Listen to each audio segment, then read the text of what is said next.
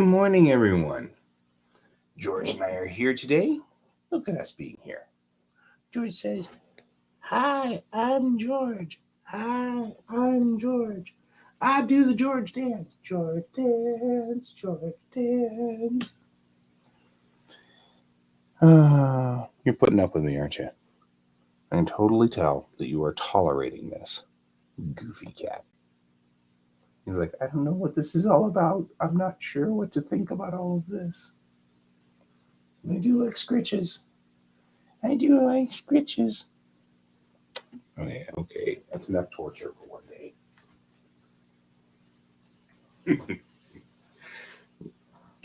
He was messing around in the sink, and so I was like, well, okay, I want you out of the sink.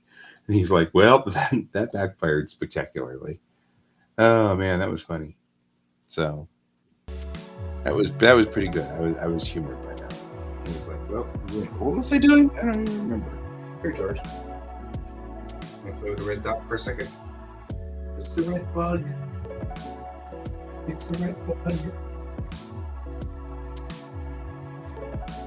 I'm red bugging him. So I've got a laser pointer, and he loves his laser pointer.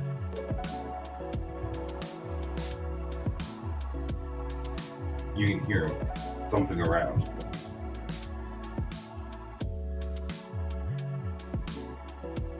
Well, the laser pointer on for a minute, and then laser pointer's running out of juice. Oh well. We lost juice with the laser pointer. That's all right. All right. Last night we were working on the wall. So here we are working on the wall, guys.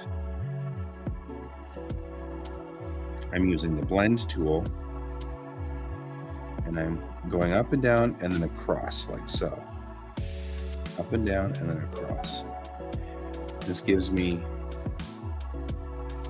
this effect. I'm just brushing this in, right? Up and down like this and then across.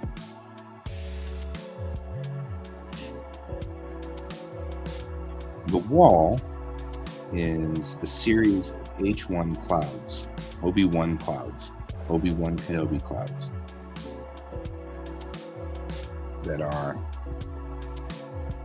surround the area around the Pleiades to some degree. It actually surrounds the entire part of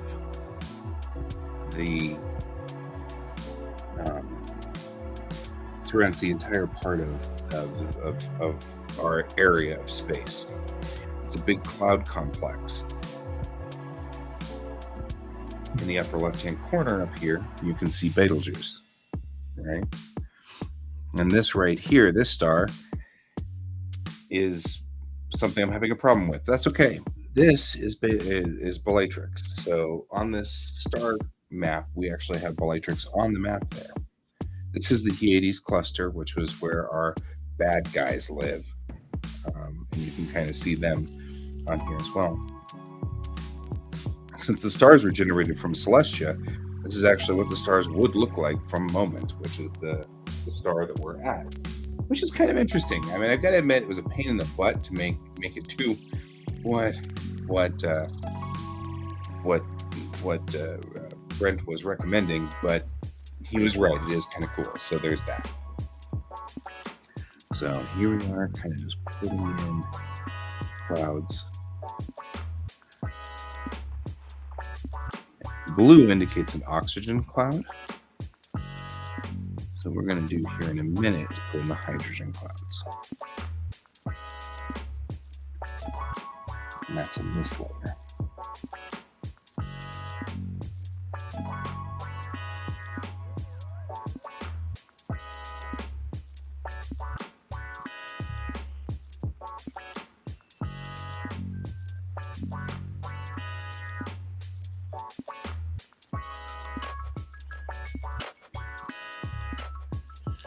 And now we're putting in the hydrogen clouds. We need a bigger brush than that.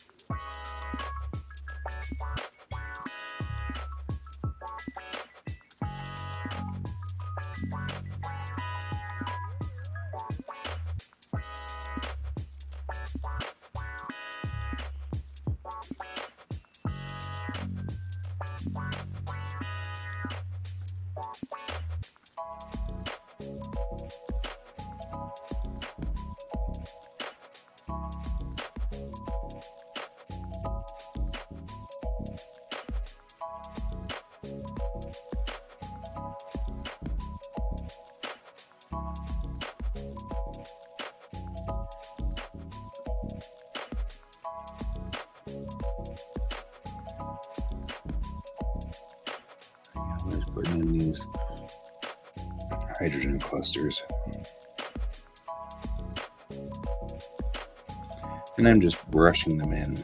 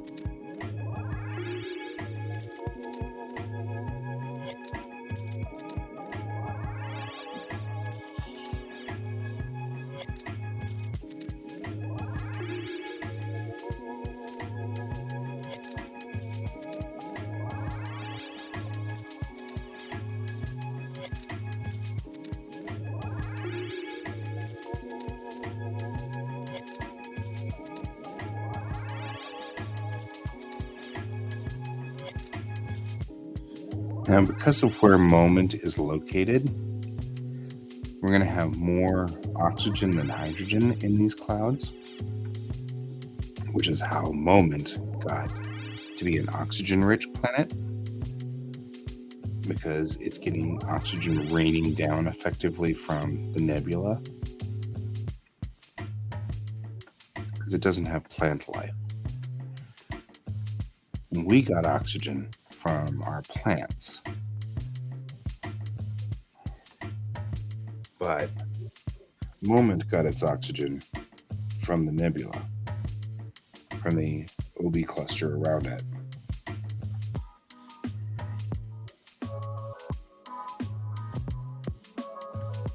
So we're going to be backing this off a little at some point here. It looks much more ridiculous on screen than it does here. That's sad, actually, because I feel like what I see on screen is closer to what it's going to look like in the comic, which is kind of sad.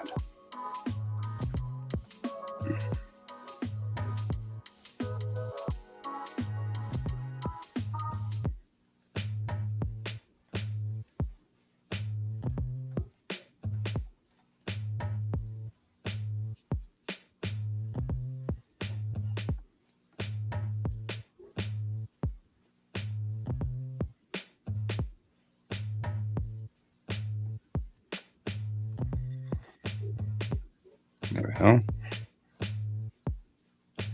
So, harder to see from this distance because of the screen resolution, but this is more like what we're going to see, right?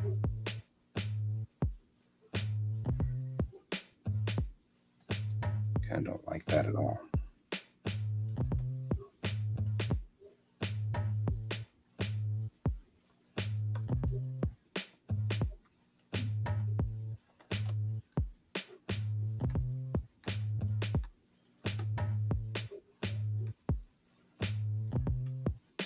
There we go. We'll just roll this out like so.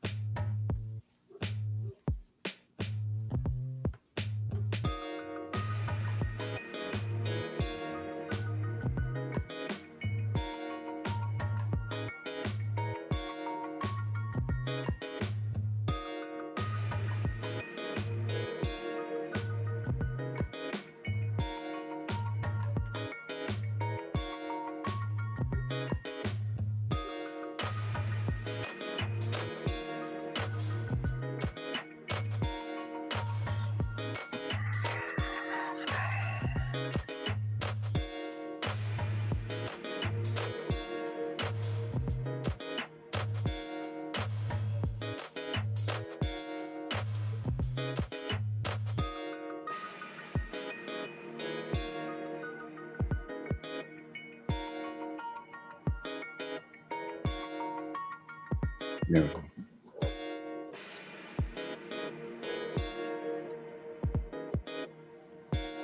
Oh yeah, everybody's gonna be melting down. It's fine.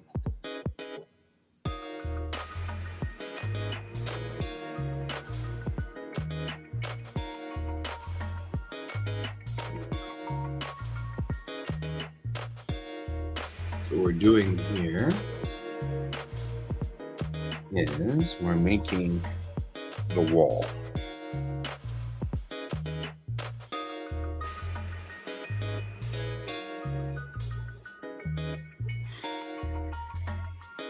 Now the thing about the wall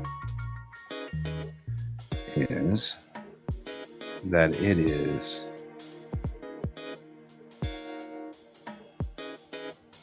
not the blue. We don't want the blue to disappear. I want the red.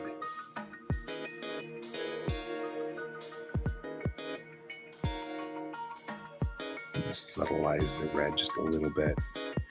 Where we are on the wall here is more oxygen, less hydrogen. So I'm going to downplay the red just a little bit. This is important because what we want to show here, first of all, like I'd said before, but you weren't with me at this point, Brent. That's okay. What's happening here is Moment is an oxygen-rich planet. It's one of the few oxygen-rich planets in the area.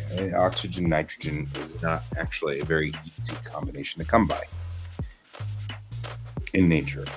Our planet gets its oxygen, nitrogen set up from our plants. Normally, we're a carbon dioxide planet. I mean, by default, we're a CO2 planet. And so our plants have been converting the CO2 into oxygen as a waste product, and the animals came up in the kingdom just pretty much consuming the byproduct of plants. So that's how all the animals started working. The planet Moment, on the other hand, that has water, but it doesn't have any life forms on it at all, except what humans put on there. So it actually is a different problem altogether, in that as a planet, you need to figure out a way to generate oxygen, a life form situation. So it being an oxygen nitrogen planet, me thinking out loud, means that there's going to have to be some fighting before the terraforming begins. So there's that.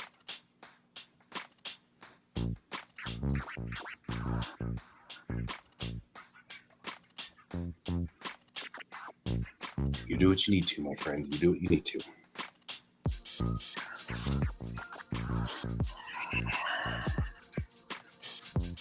I wonder if I can find anywhere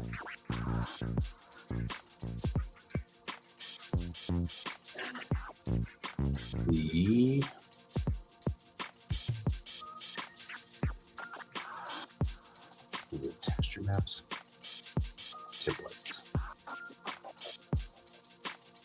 There's a sphere.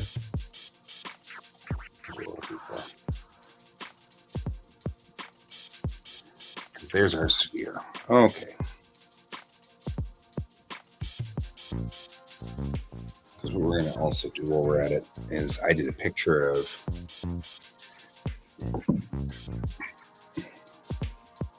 this, and really, there should be something there. I might as well make my life a little easier.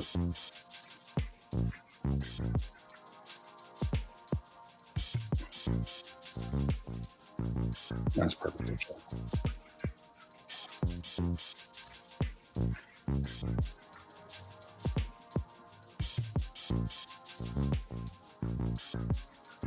So we can make this easier on ourselves by doing this in a Mercator projection.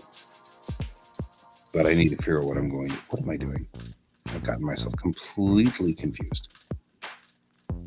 Edit, change canvas size.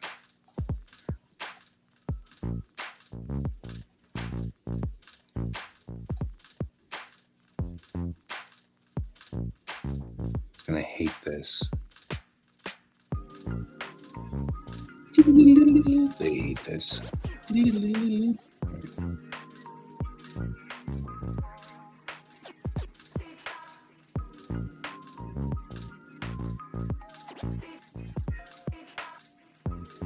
Which command is it?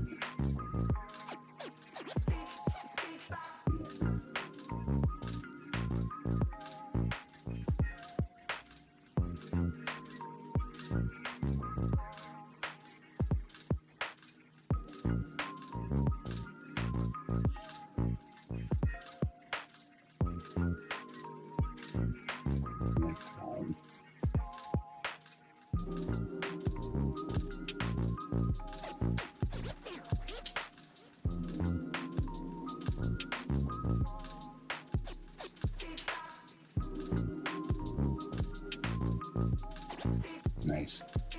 Zero way of actually making this work. Okay.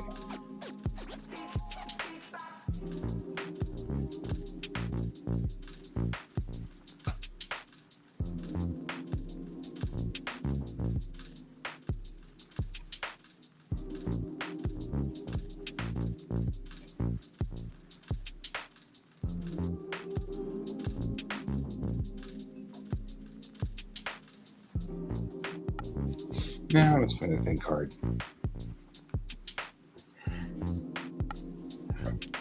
It's going to really have to crunch that number.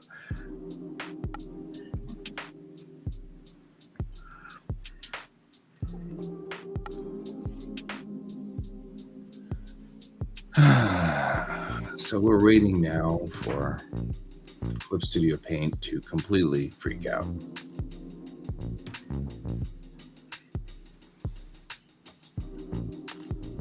There we go.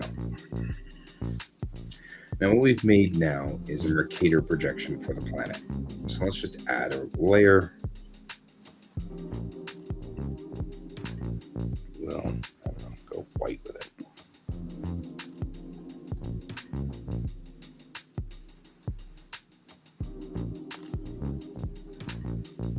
No, welcome back.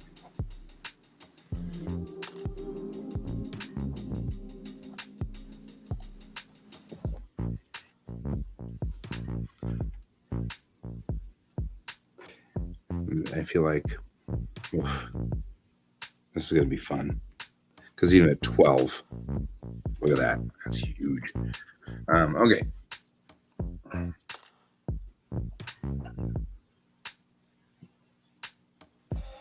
thinking through how can I possibly do something really random and make it a line art piece. So let's try taking some of these, like this kind of stuff, and then just sussing out, land masses of some sort. I think unlike Tatooine, which is pretty much all desert, I think the majority of moment is going to be water, right? So that makes some sense.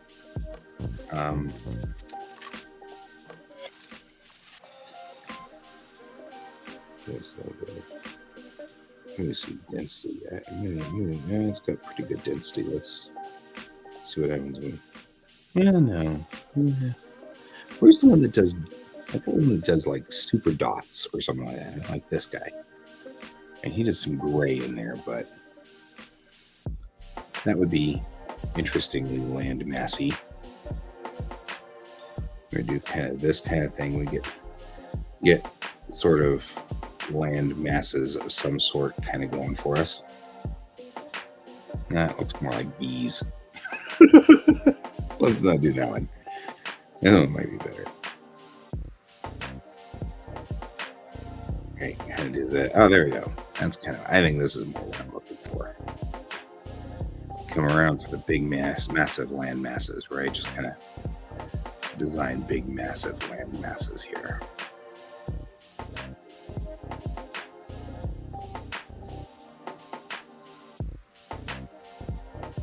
Because planets are completely random as far as like what they do and how they do it and stuff like that. There we go.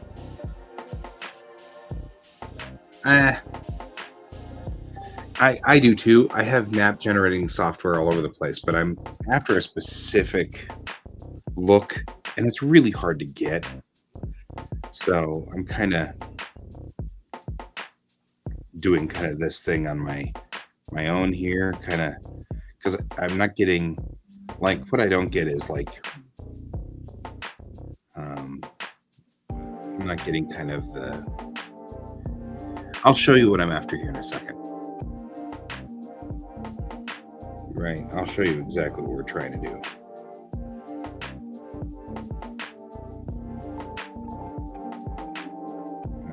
Life is going in and out all over the place here.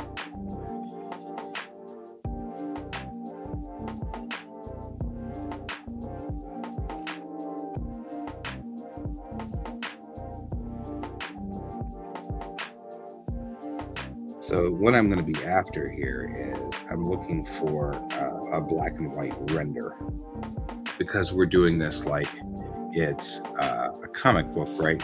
In the comics, when you look at a planet, they just drew all of the land masses with a pen, right? So we're going to need to look like that. It's going to need to look like it was drawn by a pen on this globe, and that's not something I've seen. A lot of the software loves to draw cool maps, but it also doesn't seem to let's see if I can get kind of, no, I didn't. Although cool, that wasn't what I was after. The map software always seems to do it in a different way, like kind of it does it like it does it frankly like a map, right, where you have highs and lows and you have mountains and valleys and things like that, and it doesn't make it really look like a hand-drawn map. So we're going to do this in a way that makes it look like a hand-drawn map. Later, if we need to, we'll go back through here and do it in a way that works for. I mean, if we ever need to come back to moment or whatever, we'll have the map started and we'll be able to go back and do other nice things to it. But yeah, right now I'm just kind of trying to get a little bit of a rough feel of what's going on. Somebody is like barbecuing or something, and it smells so good. Feeling kind of like I really wouldn't mind some barbecue or something.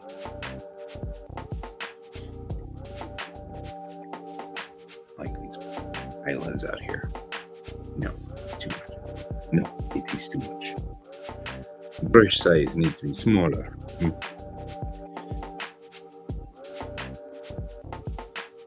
we go. It's sort of out there in the middle of Nowheresville. Look at this interesting.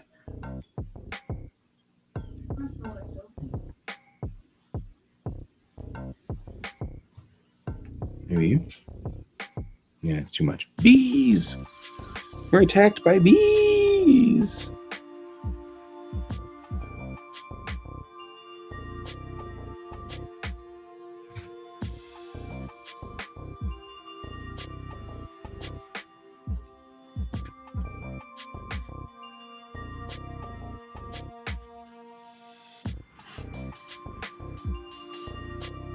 Give us some islands out there. Okay, so here's what we're going to do. We're going to take this guy here, and we're just going to do this, right? Actually, what we should do is apply to connected pixels only, turn that off, so we make sure we have all of this.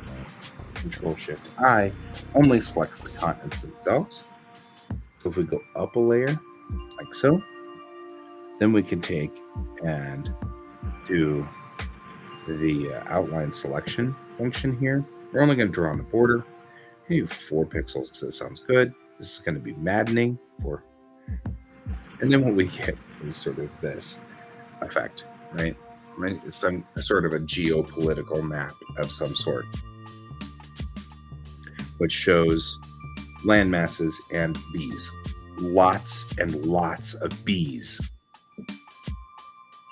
I like the steps of doom right here. I don't even know what that is, but I feel like we didn't do a very good job of making that not bee-like. So the rest of it looks pretty solid and like what you'd see on a hand-drawn map of a planet. And that actually works really well. But some of this, first of all, like the beehive right down here. Come on, people. Islands aren't like that. The thing I do love about doing maps, whether they're star maps or planet maps, is I keep thinking about what's going on in these sections. Like, what happens here, you know?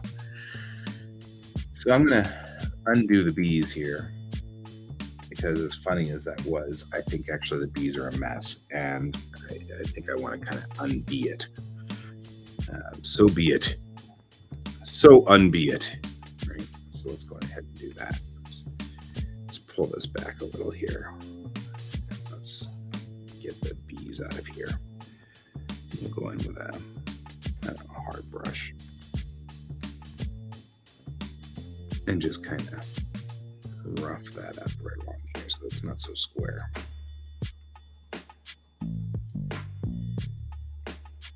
Right, kind of like through here like this. No bees.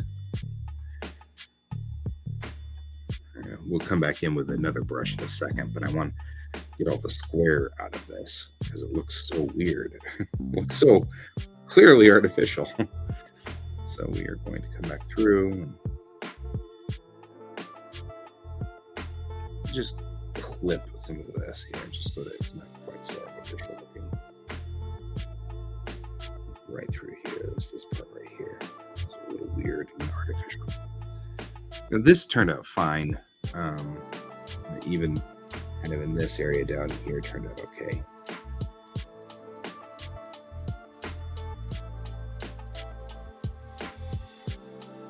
I'm gonna add a couple of little lakes since I've been here.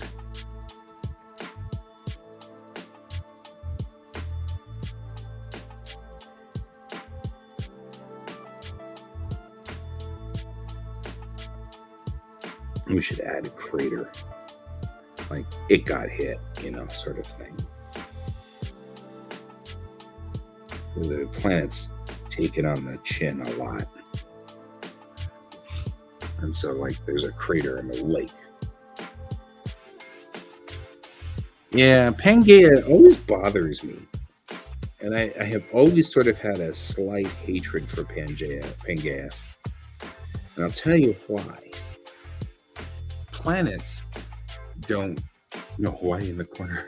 Put Hawaii in the corner. Nobody puts Hawaii in the corner. Things form in space in spheres. That's how things work in space. So, Pangaea bothers me in a lot of ways because how would all of the landmass form on one side of the sphere? Right? Why would that happen? And I'm not saying that it didn't happen, but boy, it does feel kind of like it did. You know what I mean? It feels like that's sort of a, I don't know. So I have a real problem with Pangaea. I always have. Got some rivers in here. So you've got kind of stuff running out to the edges out here, to deltas and stuff. This is probably mountainous. It looks rough and screwed up, so probably very mountainous up there. There's a logic to how planets form. There's a logic to plate tectonics. And so you kind of end up with sort of a logic of how things... Yeah, except that, like I said, that's centrifugal force makes everything a sphere. So we're back to the same problem, which is why would all of the objects, like, I mean, if you think about it, the land masses became evenly distributed, right? I mean, they're pretty evenly distributed now. So why didn't they? The only thing I could possibly think of is the moon was the other side of the planet. That makes some sense, and I'm okay with that. You know what I mean? Like, we know that the moon got pulled off of the Earth at one point in time here, and that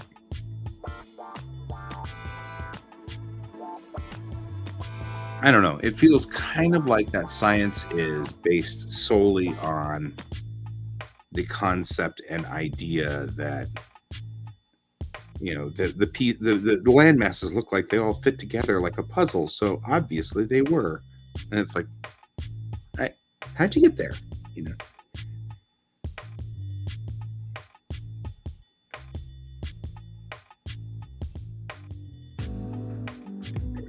So kind of head to the center of this land mass up here and just making rivers. The big rivers kind of live like this, kind of going into the center of this.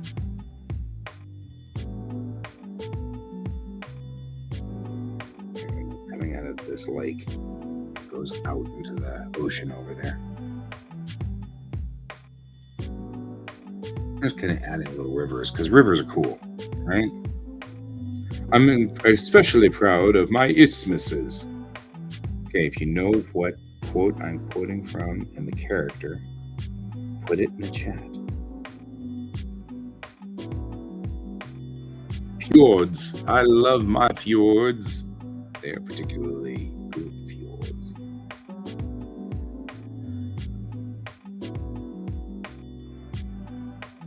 There we go. John Carter. Good guess. Good guess.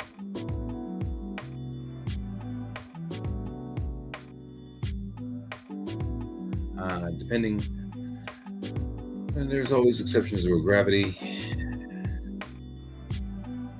Maybe. I mean, obviously, Dr. Malcolm is not wrong. Chaos does rule a lot of things. I think it's funny that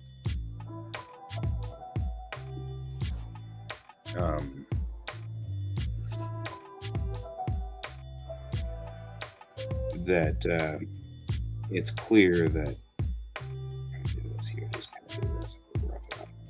all those little islands I'm just creating around the outside edge. That's kind of cool. All this crap in here is like a mess. It's clear that who's it's whatever his name is.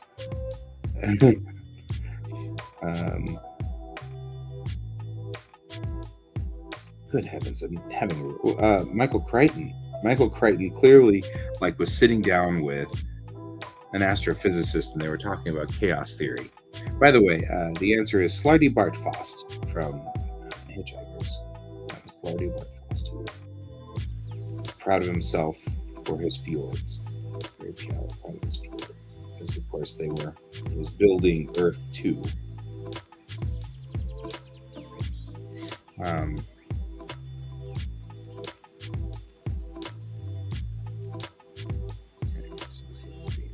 The cool part about this is if we ever actually want to look at what moment looks like, this is literally what it looks like. We now know, and we know what the planet looks like. And I have that display which talks about, landing on moment, and we could actually use this as the map to show what moment looks like when it gets there.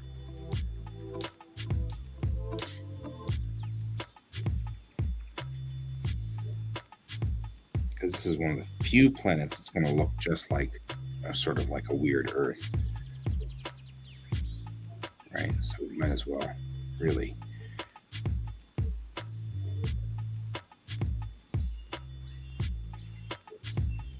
Right? Slotty Botfast.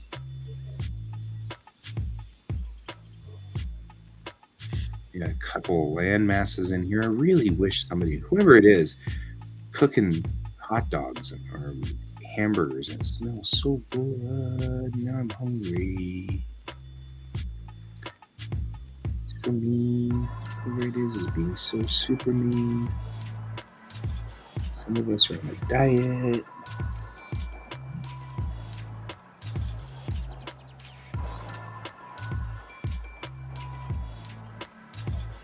Before the, oh yeah, well, so the event actually didn't do catastrophic damage to the actual planet. It just did a catastrophic damage to the things on the planet. So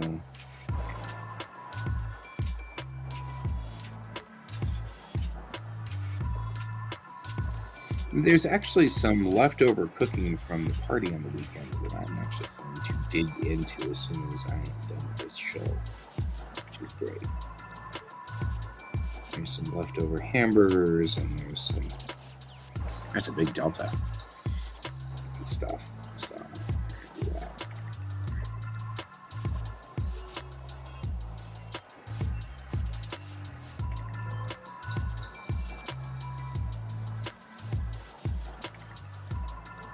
You have to cook cabbage, huh? Cabbage cooking. Cabbage cooking. All right.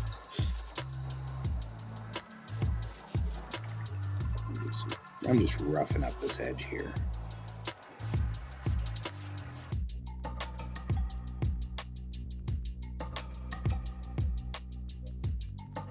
And just make that rougher. Same thing down here. I'm just going to rough up this edge.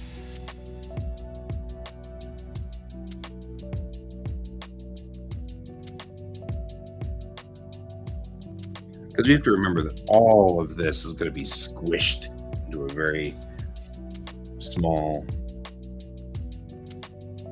sort of thing. I don't know. I'm kind of with him on the.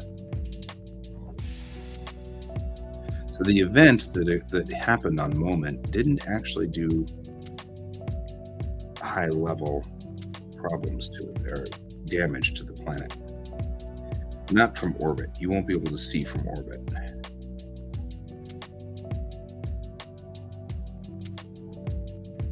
Oh, a lot of dogs barking out there. Okay, back to our brushes. Let's go look at our brushes here. What do we got we can use on this? What do we got on the spacecraft that's good? Godzilla.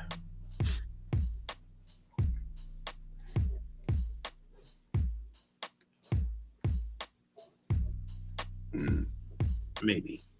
Are you drawing Earth? It does have sort of an Earthish look, doesn't it? Do this through here, kind of like that, and then I'll rough that up. Kind of like this tool. This one was a good one because it does give it kind of a rougher edge. Don't want it to look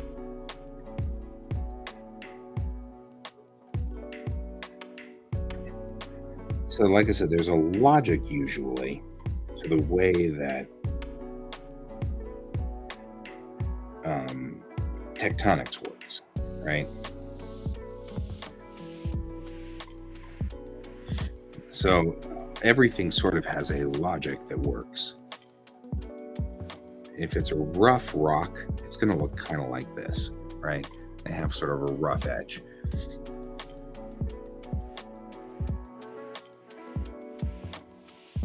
And we're going to have sort of this kind of roughness around the edge here where it does this. If it's smooth rock, it's going to come out more like this, right? But we want to rough it up still a little because we're still at a high enough altitude that effectively all rock is rough rock, right? So kind of want to go through here and just follow the edges here. This is kind of fun, actually. I mean, really legitimately at this point in time, I've spent enough time on this that I could have just done it with lines and just said, here's a line, and then finished it this way. But I like this. It's a little bit more ergonomic or more organic. And since this is a planet, it probably should look organic.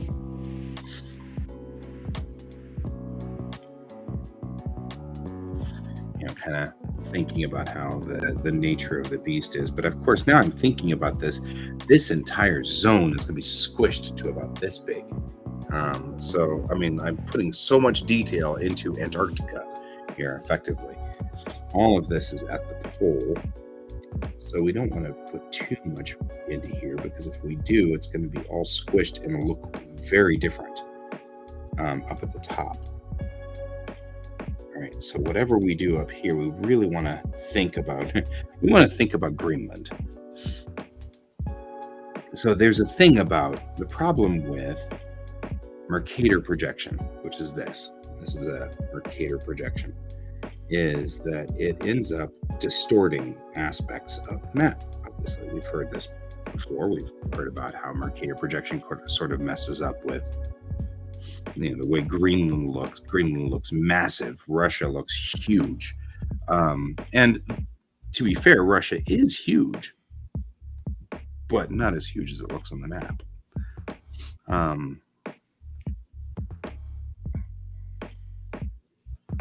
And so it's one of those.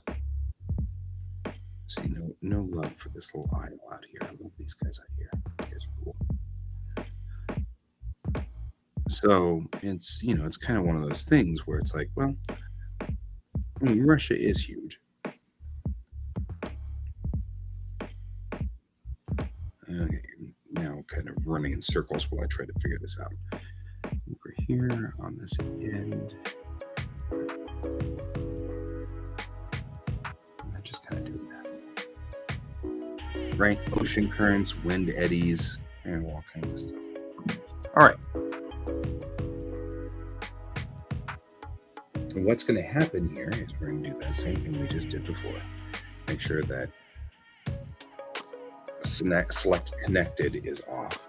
Go up here, Control Shift I to invert our selection so that it's inside and outside. And then we go to U and we say outline selection. Actually, let's do 8.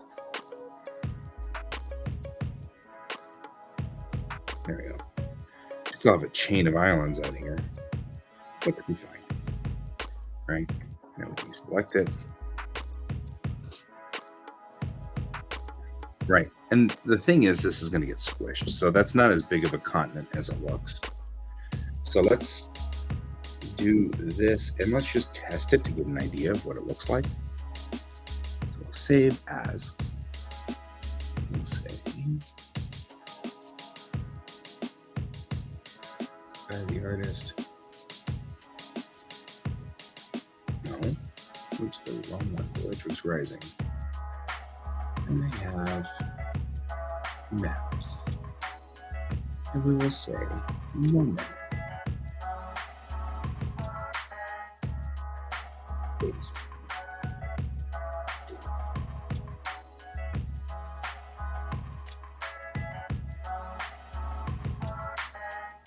And then we'll go in here, and what we'll do is we'll hit the surfaces, and we'll say this, and we'll say diffuse color, and we'll browse, right? Not here. It's going to be way out somewhere else. It's going to be over here.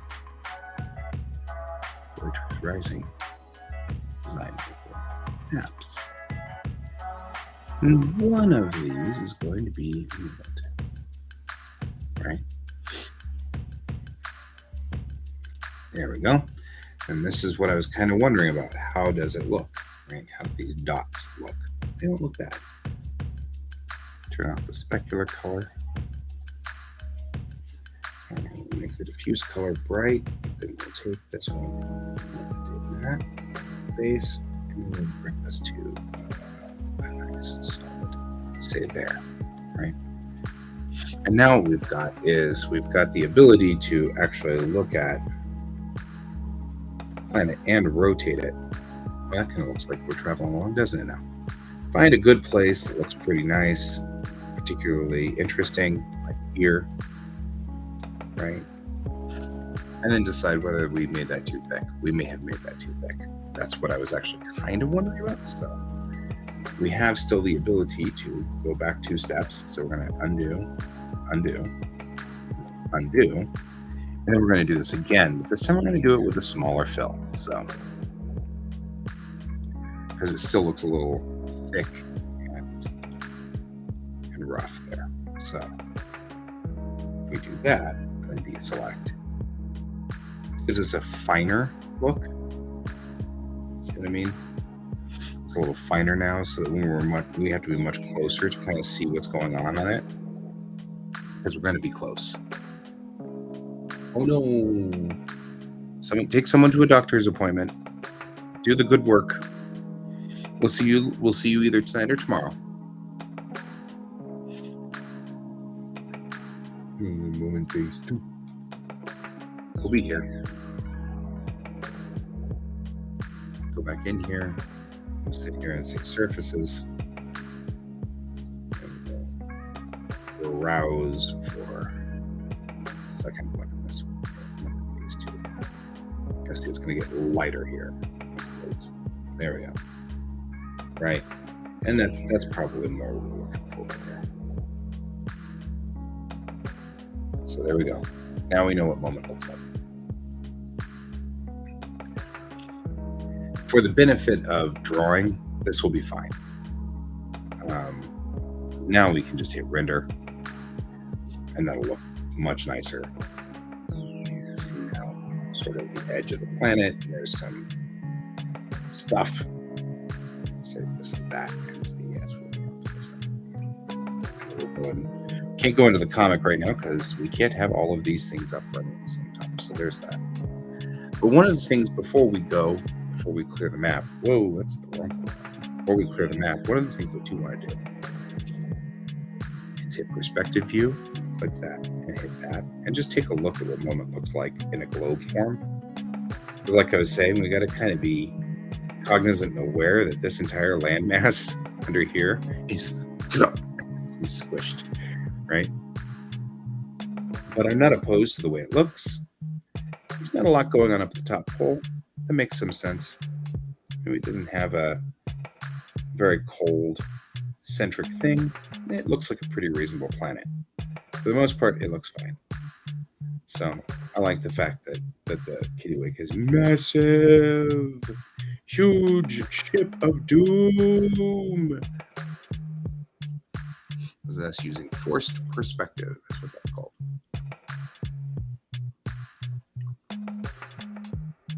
But that will suffice. It'll be just fine. I'm okay with it. So what I will also do, though, is now we're going to do the other thing with this, which is probably what we ought to do, is indicate water versus land. But I'm not sure whether this is going to work or not. Not new, duplicate. So, because I'm not sure if this is going to work, I'm going to take a duplicate layer. Dang it. Stop pushing random buttons there, dude. I'm just going to do this and see what happens. See what kind of trouble I can cause, right? There we go. Actually, not any trouble at all.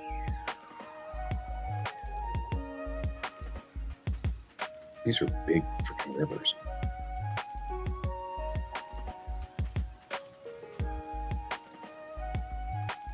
All right, kind of coming along here.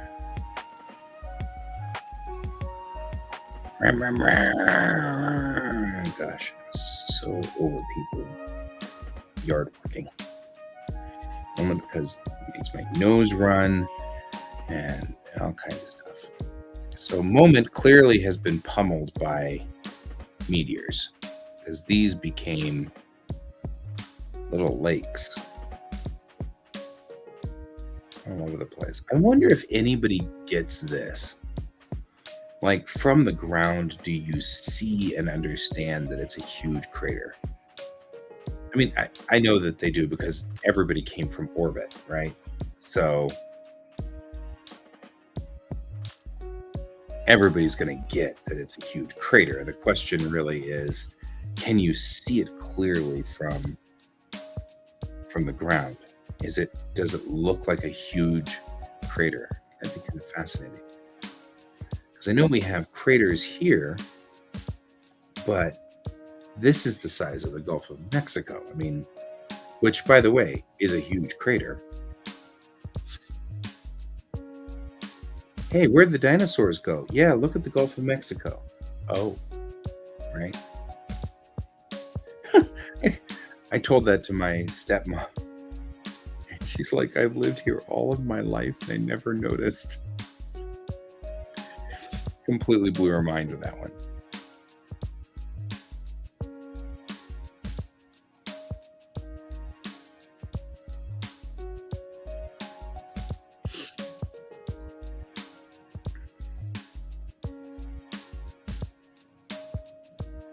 Yeah, this doesn't turn out bad at all.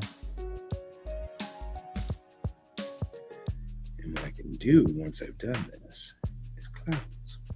We'll do those next. So we now know what moment looks like. This is a little bit of fun. We're having a little bit of fun. We're actually enjoying this. This is fun. Oh, that's not fun.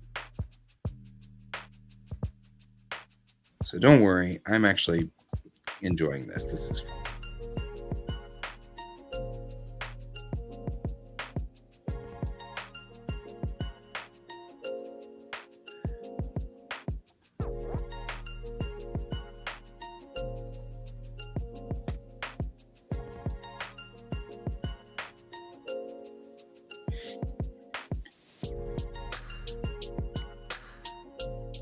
It does make me wonder, though.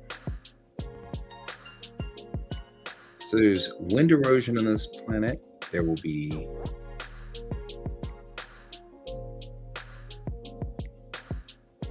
water erosion, but there's no plants to hold stuff on. Not until we got here. Once we got here, there was all kinds of crap. But prior to that,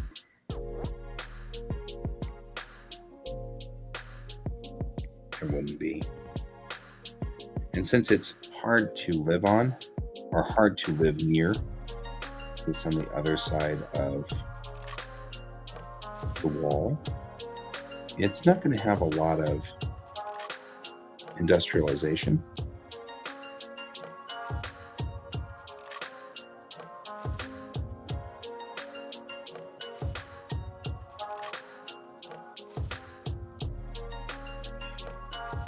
And so there won't be a lot of industrialization on it. It won't have a lot of buildings. You won't see things from orbit, like you would see from some of the other worlds in the Unity. Renum is a good example of that. Renum, you see everything from orbit because A, Renum is a moon, and B, it's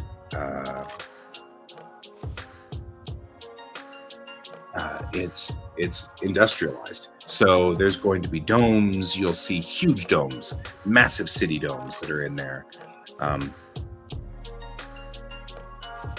Things like that. There would be, and at night especially. On moment, there won't be a lot. You won't see a whole lot of things at all.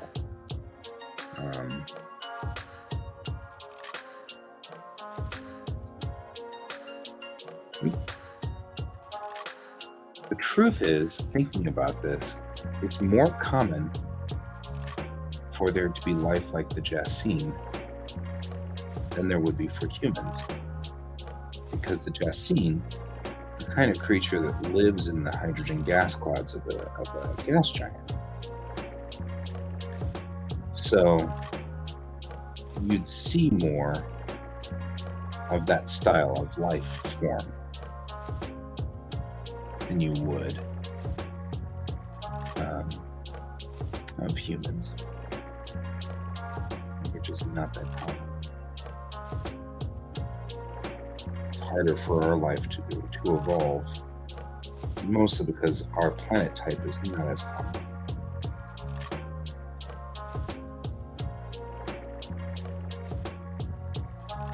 I mean, we keep hearing about them finding super Earths.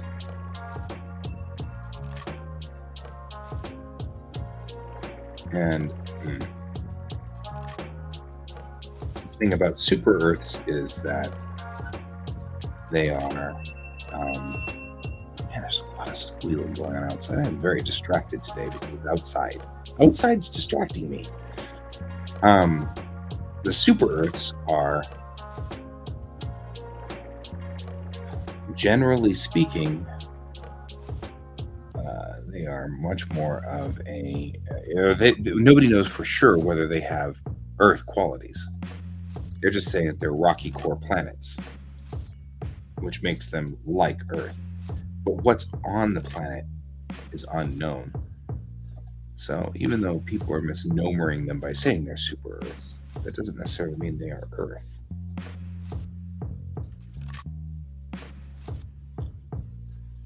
So at least in the world of Bellatrix Rising, Moment as a world is one of the rare worlds where a human can walk around freely on the surface. Brian's here. Ha!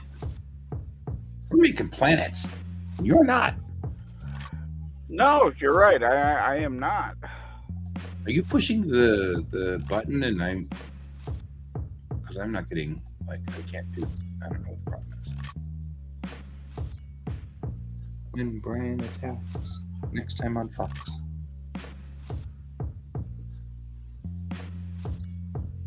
There we go.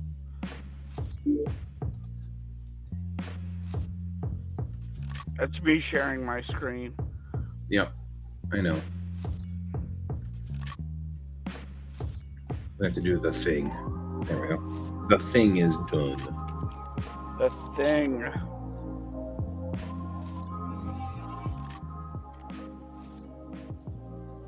There we go.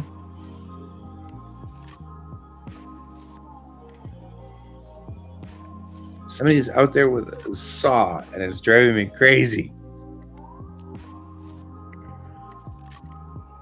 I think they're sawing up trees, which makes some sense. I think we had some downed trees in that storm.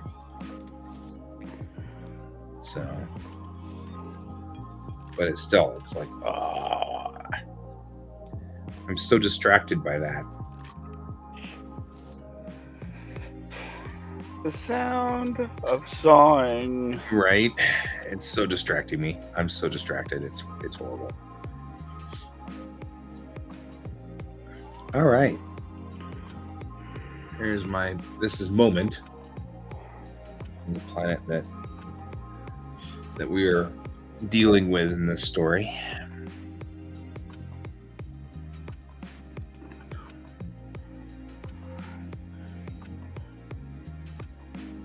So are you, I know you have a name for this chapter. Yep, it's Momentary Ghosts. Yeah.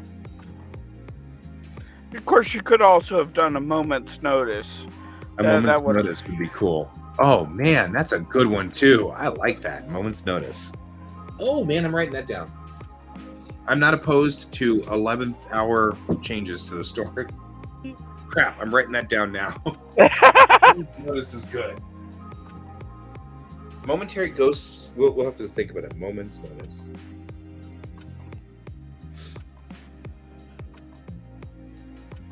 That one's also good.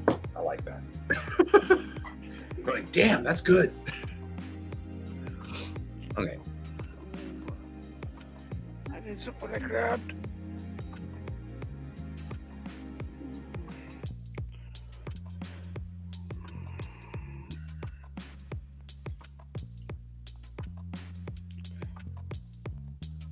So TCAF released a statement. Oh yeah. And they have rescinded the invitation to the artist. Oh, good. Based on everybody complaining. Well, no. Community feedback was one of them. Oh, okay. But also on her part, she violated several terms and conditions that they had. I see.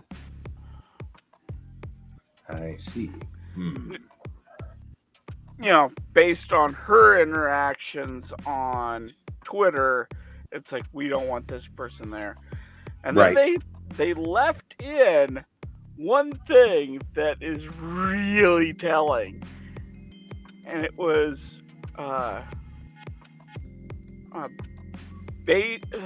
how did they term this? Hang on, because the way they term this is one of those where it's like, really? All right. Let me pull this up, because this is also kind of telling too. Okay. Hang on. I could have done this a whole lot easier if. Hang on real quick. I'm suddenly realizing I could have done this so much easier and more accurately had I done.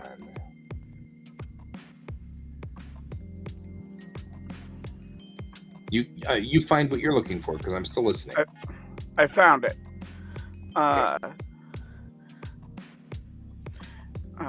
And a personal importance that work had to one member of our team. Aha. In other words, there was somebody bringing in for NFT things by themselves. Yeah, well, they were trying to make her NFTs go up so that they could get more money out of it. Yep, I'm following now. That makes some sense there.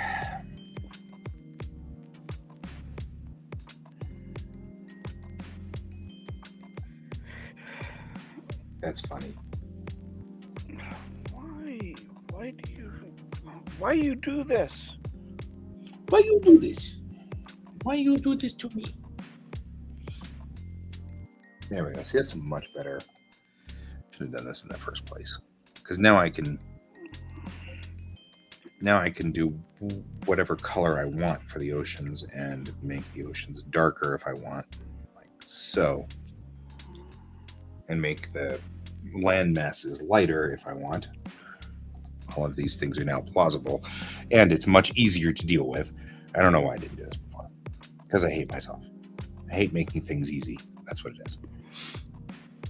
Well, we've known that for years, Guy. We've been trying to tell you, Brent is concerned. Right. Everybody's just a little worried about you, Guy. Just a little worried. See, now I can make them in 2 different colors.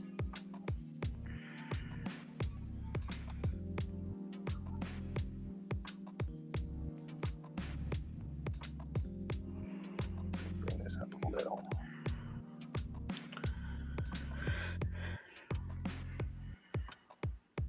There we go. Better. And see, now it's nice. So, did you watch that video I sent you last night with the... No, you kidding me? I turned off this thing, went to bed, woke up, came back in here, turned on this thing. Okay. I mean, I haven't... Yeah. I'm actually still in the same mindset, doing the same work. No, that's fair. So I watched his video on coloring, and he talked about reference layers. And I'm like, what the is that?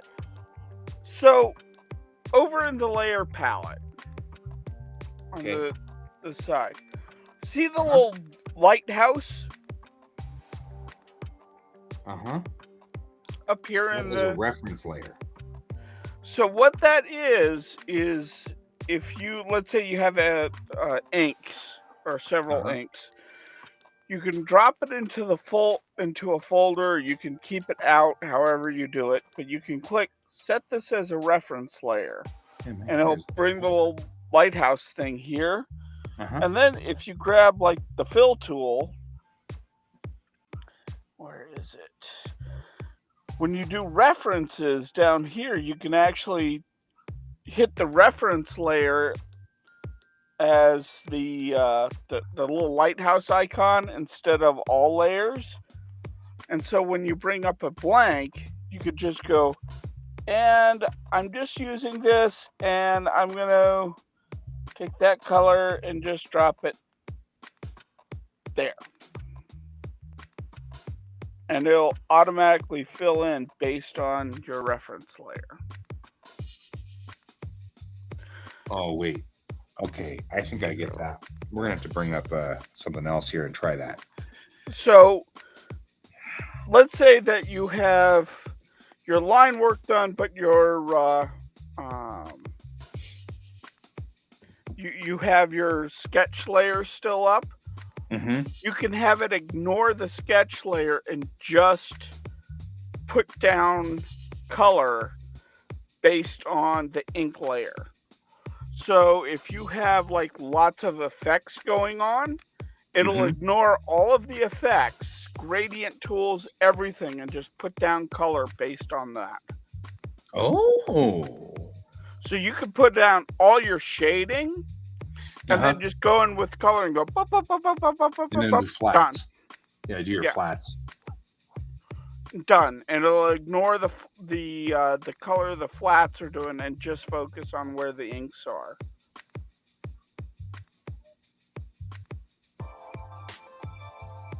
Well. I know. I'm watching these videos going, I'm learning so much right now.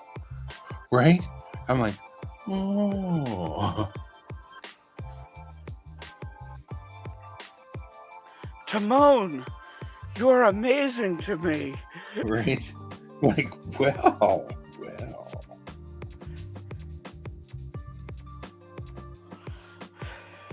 That is actually really cool. Yeah, there's a lot of really cool things I've been learning lately. And the vector layers help prevent drawing on the wrong layer, or putting color on the wrong layer. Right.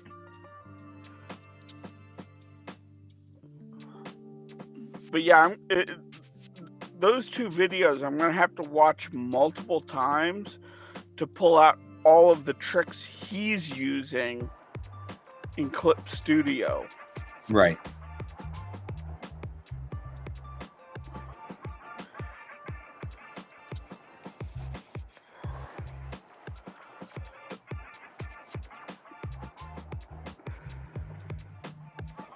Maybe not. Maybe I think I'm cleverer than I am.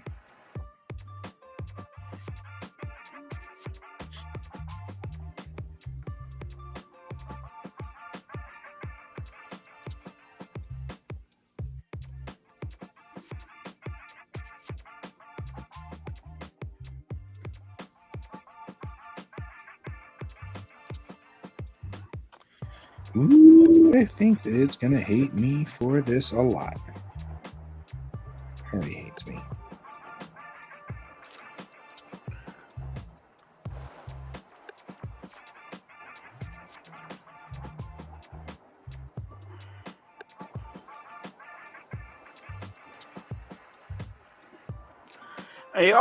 He talked about,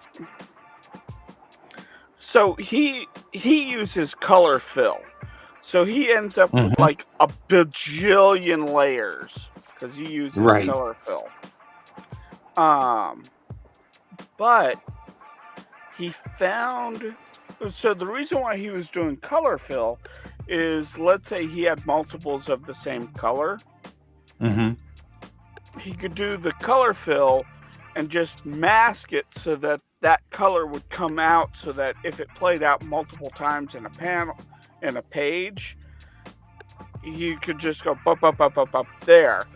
And if there was, let's say he didn't like the color of a sofa, which is the example he used, he could actually change the color fill for that layer to any color he wanted, and it would change all of the sofas to that color. Okay, that makes sense. I see what you're saying. Yeah, but he found how to do that using raster layers, that same trick, and it's a setting. Yeah, in one layer, it's a setting, and it'll pick all of the colors of that color and change it.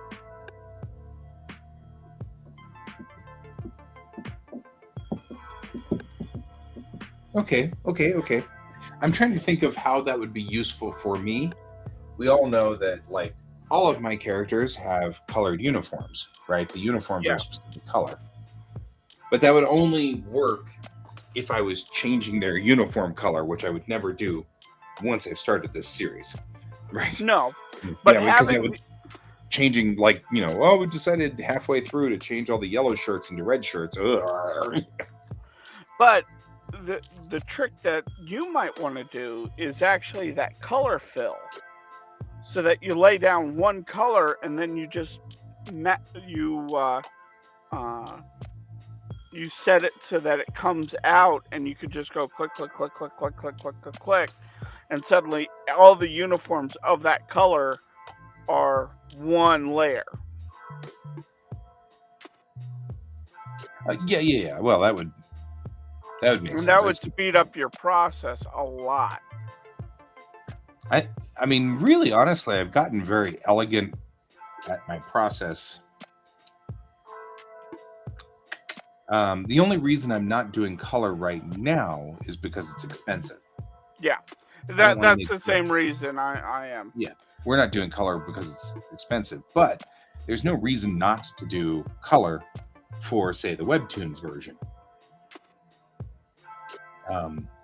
And the other reason that I don't do color, really, honestly, is because I'm not good at color. Right? I mean, that's legitimately the reason. I'm not terribly good at color, so. Which reminds me, though, one of the things that I have noticed that I don't do, but I should, is I should do these in color.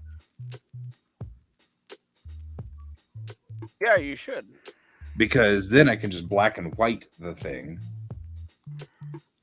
and it won't be that big of a deal, right? But if I make this in a color,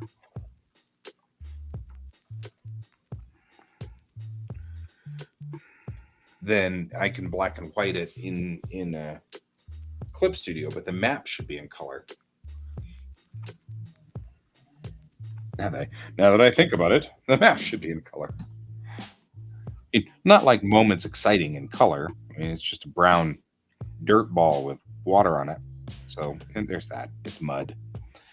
I mean, the same could be said of Earth too. So yeah, it is pretty much mud. We need to. What's the term to make it luminescent?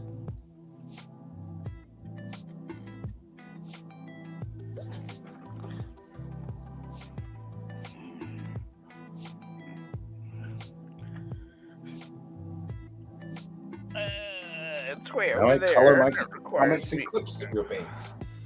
You're just sending them all to me, aren't you? Which I've only sent 2, but there were 2 that it's like it was like, yeah, guy needs to see this. I'm okay with that. I'm totally cool with this.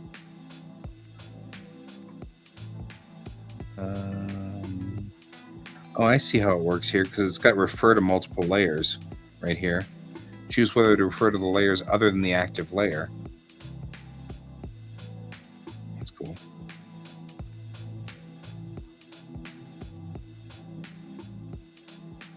I could also do it that way.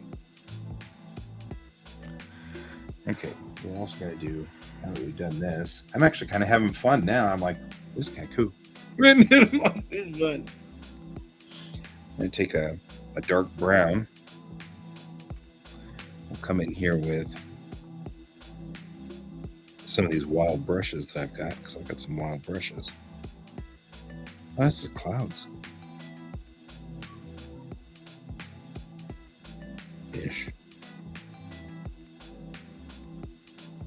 Nah.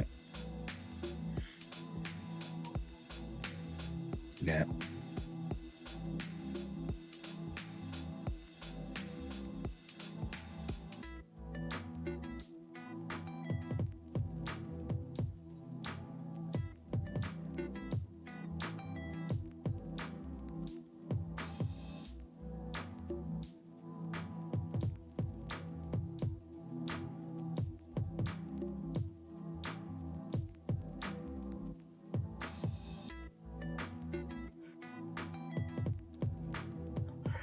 That's not helping me work.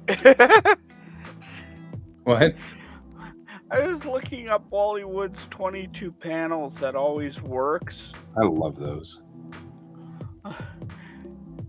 And I got distracted by a Star Wars image of the two guys on the speeder bikes, but they Uh-huh. replaced the bikes with the flying cat. I see.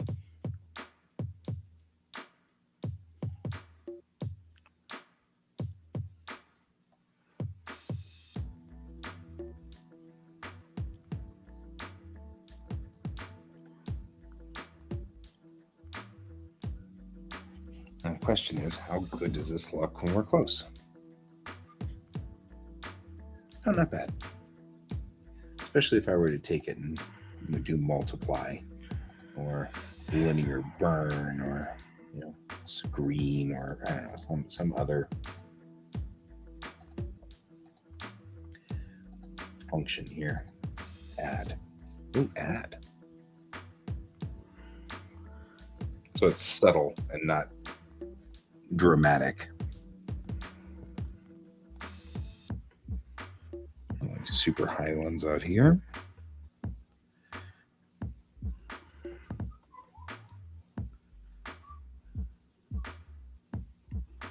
What is that sound in the background? That's that dumb dog. Somebody has left that dog in their backyard, and the dog has separation anxiety. So that dumb dog sits there all day long going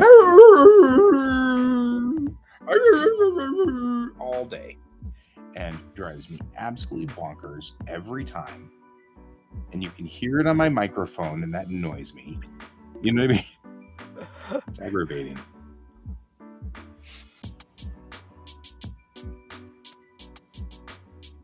But he hates being left alone. And Of so course, they leave him alone all day. And it's just absolutely frustrating. It's like so aggravating that they do that.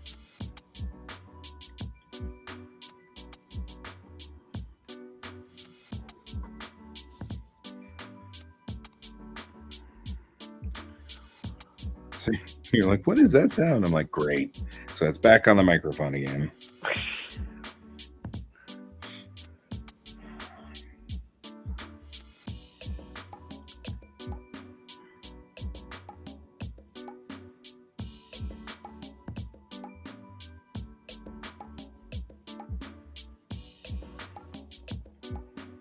And it doesn't help any that part of the problem is that there are people out there doing work. So the dog is doing the let me out, my masters are so mean. Yeah. Oh my Every time god! near, yeah, he's got to do the they're so cruel to me. I live a horrible life,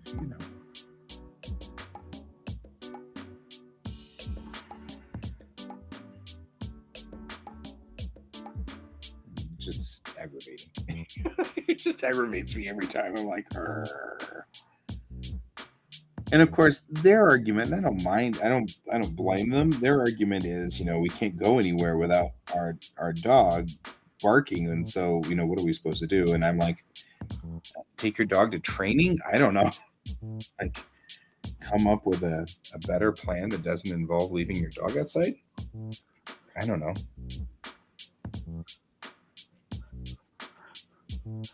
Sleeping gas? Sleeping gas. I'm just saying. I mean, just a little bit here. Just saying.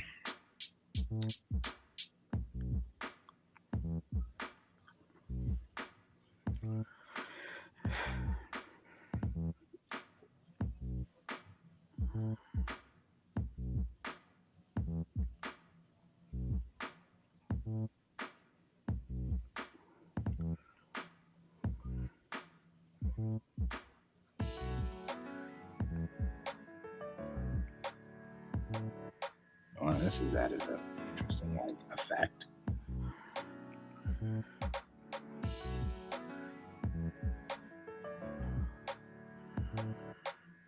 I was saying that there's a logic to the way planets are built. And so you can kind of see it. And so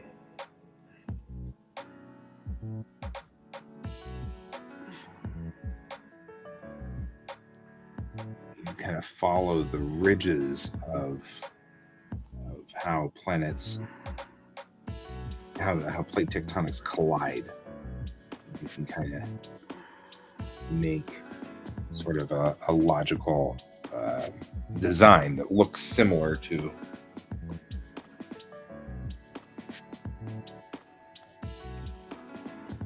Oh, I see what you're saying. It's not a bad idea.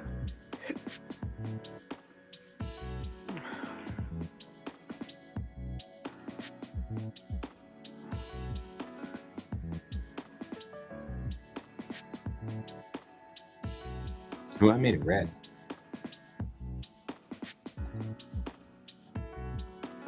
There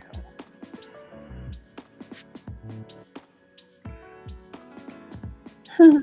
The music's doing, and I'm like, "Are you okay, Brian?" Because I keep hearing. I'm like, "You all right, dude?" Nah.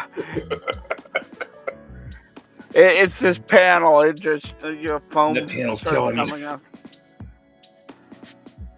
Yeah, I think Moment's Notice first and Momentary Ghost second. I agree. Ghost of Moment. I like that. I like that a lot. I like what you're coming up with there. I like what you guys are cooking. I smell what you guys are cooking. Okay, that's funny.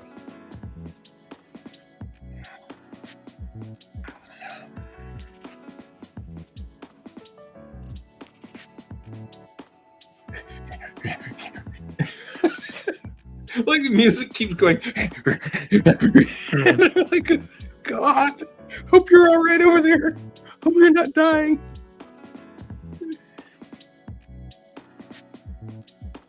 I can hear it now. Can't hear it? No, I can hear it. Oh, no. I can hear what the little beats you're talking about in the Right? back, where it sounds like someone's having like an asthma attack or something. My heart, it's the big one.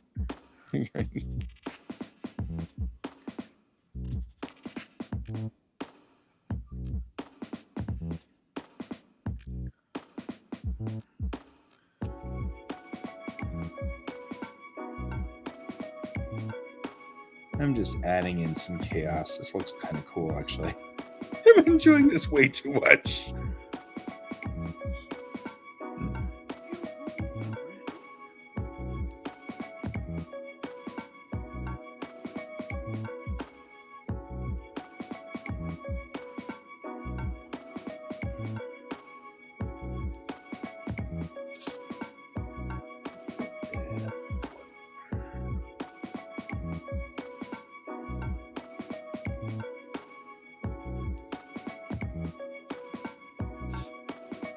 No, I don't like that. I thought that'd be cool, but that didn't turn out cool. That's right.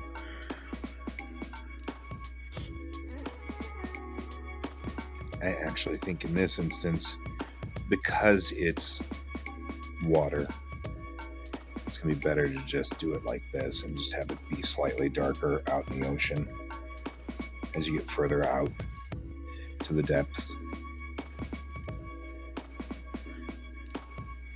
Sort of give an implication that there's a continental shelf of some sort up here.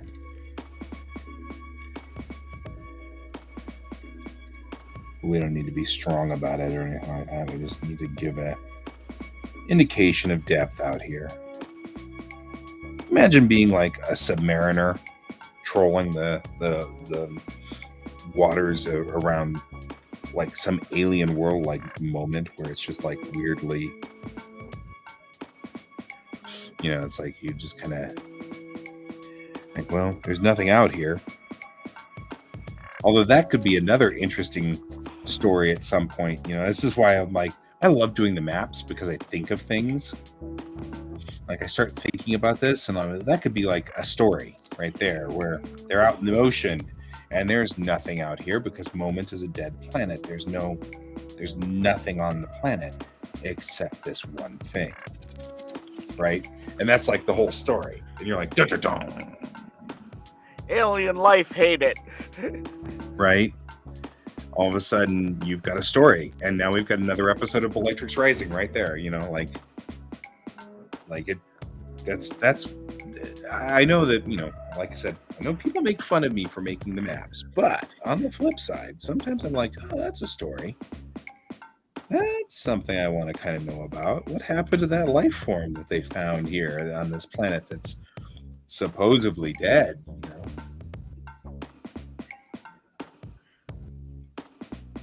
Maybe subtract no. Let's do a hard light. No. Darker color? Darker color. That's too much of a darker color.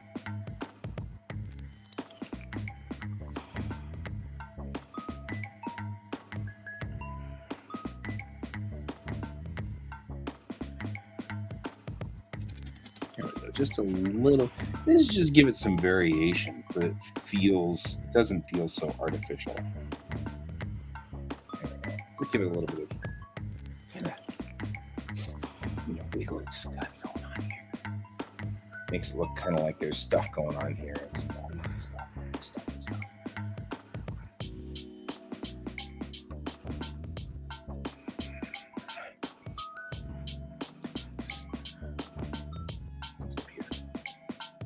This is the original line.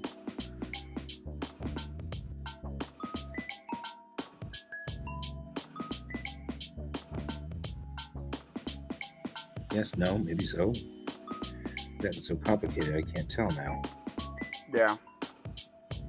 No, that's not. That's the original line work.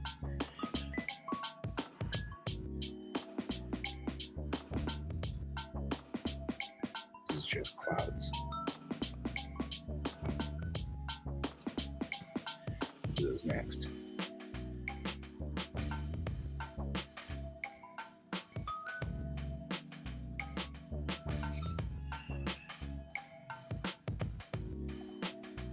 Duplicate it. We'll call this land masses. Got it. We'll call this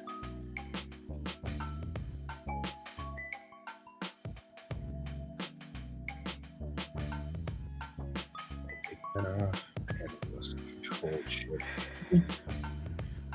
I'll give us colored land masses. I don't need to worry about holding out on the oceans here. So I'll do this.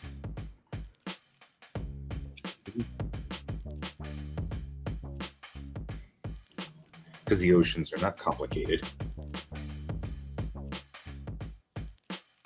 We no longer need to keep the mask, nor do we need to keep the sphere, nor do we need to keep that color.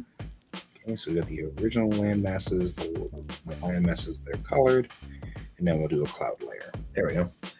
Just bringing it down from being such a huge freaking monster of a map. It's like 7 billion pixels wide, so of course, you know, we're all freaking out about it here. All right, let's get ourselves a nice cloud brush. All of these are written in Chinese, and you can't actually see it, so I have to go look for the Chinese character for Kumori brush, or for cloud, because I know he gave me a cloud brush. So let's go into my standard brushes. That might be good. That might be even better. That actually is it.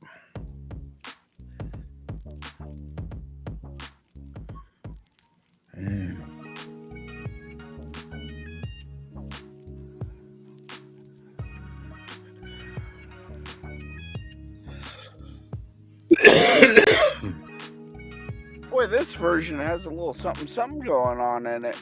Right. And it doesn't involve heavy breathing.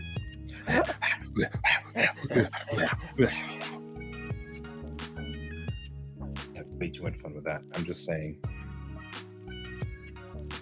Oh, this is probably better. Oh, that's much better. Let's do that one.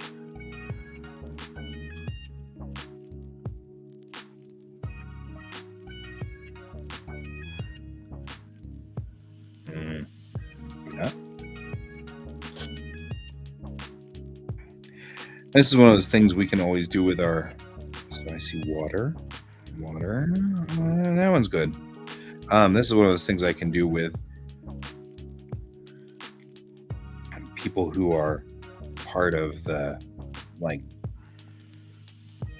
viewers and stuff like that. Like you can do name the land masses on moment. You know. Of course, you know what we're gonna get. We're gonna get Landy McLand face. No, Although I'm kind of the opinion that I'd leave it with Landy McLand face.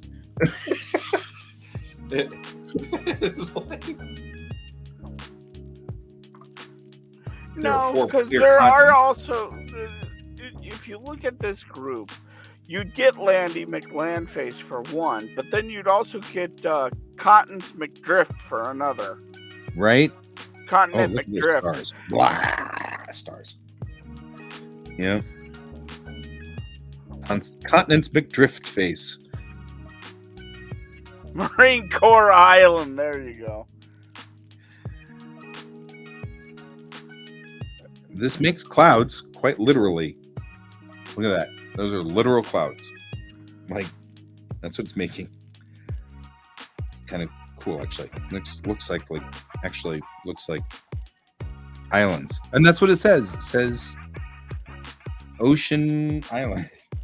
Okay, well, that's not what we want. Marine Corps Island. Opposed.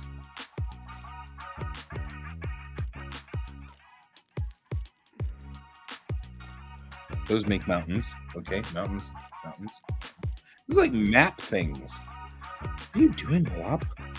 Weird. Texture brushes. Oh, QuaCk. Nice. What? Look at that. That's awesome. QuaCk.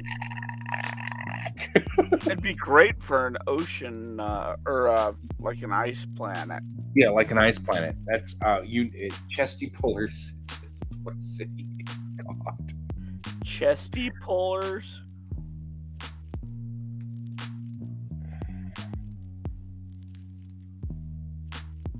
Has to be a brush that just does clouds. I cannot believe he does not have just clouds. Everything else, freaking everything else. I cannot believe he doesn't have clouds.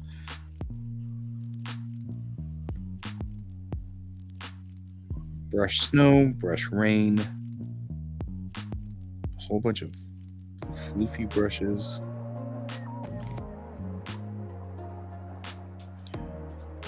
Water, something big water. That's Yoon. That doesn't even make sense. I'm sure all of these things make sense. Somehow mine.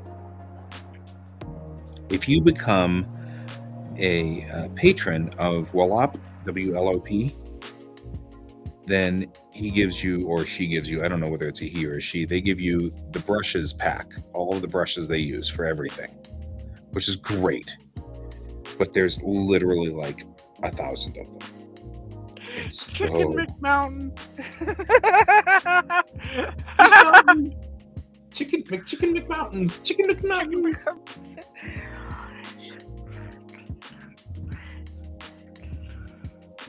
Let's go to totally not McDonald's and have Chicken McMountains for lunch today.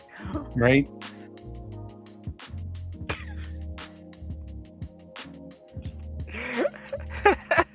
Wow, those clouds have issues. Okay, don't use those clouds.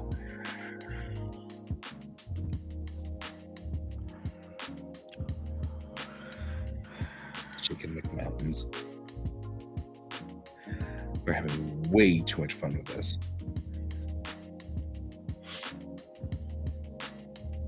I think it's just a soft brush, and I'm just going to have to do this the old-fashioned way. I don't want to. I'm hoping that I've got some cheat here, but I don't think I do. I don't think there's any way to cheat around it. What in the world is this? Oh, look at that. Splash.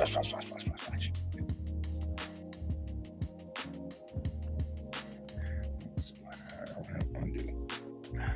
That was cool. Like, I don't even know what these are, but it's like you're shooting at it. Okay, so we can take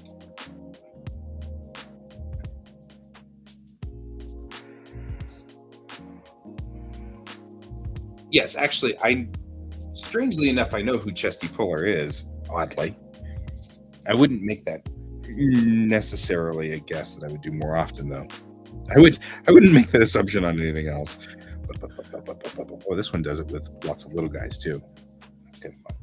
Okay, that's obviously like raindrops falling on something, but I'm sure if I were to do like it in reverse, like this, it would look like we just gotten nailed right hard. That'd be kind of cool. This is how we nuked the planet. Boom, boom, boom, boom, boom, boom, boom. That actually kind of looks cool. Like you come in, you're like, well, that sucks, guys. Yeah. Hey, what happened to this planet? Well, it was bad. We don't talk about that stuff in the polite company. Yep. Don't do it, George. Leave her alone. I don't know what her problem is. I don't know why she's all stressed out. Don't chase her.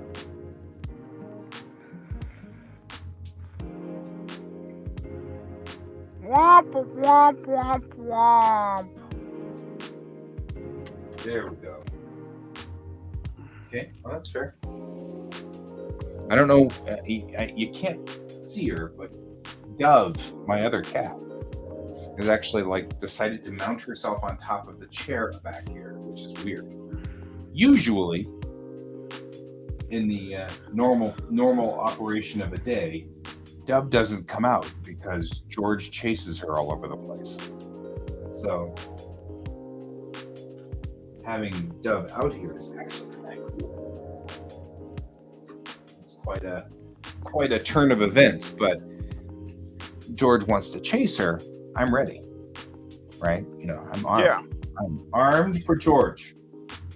Because George, I love you, but if you keep chasing Dove, Dove is an old cat. She's old. She's cranky. She hates people. She hates everybody.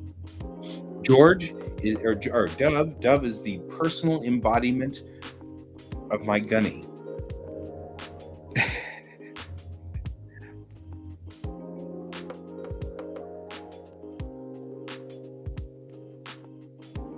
That could be a cloud, I think. If we were to turn this white.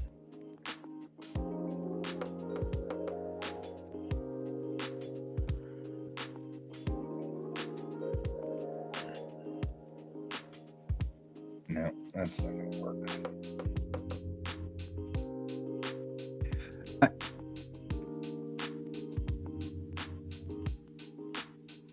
Oh, that's interesting. That's actually like a pattern. Kind of cool.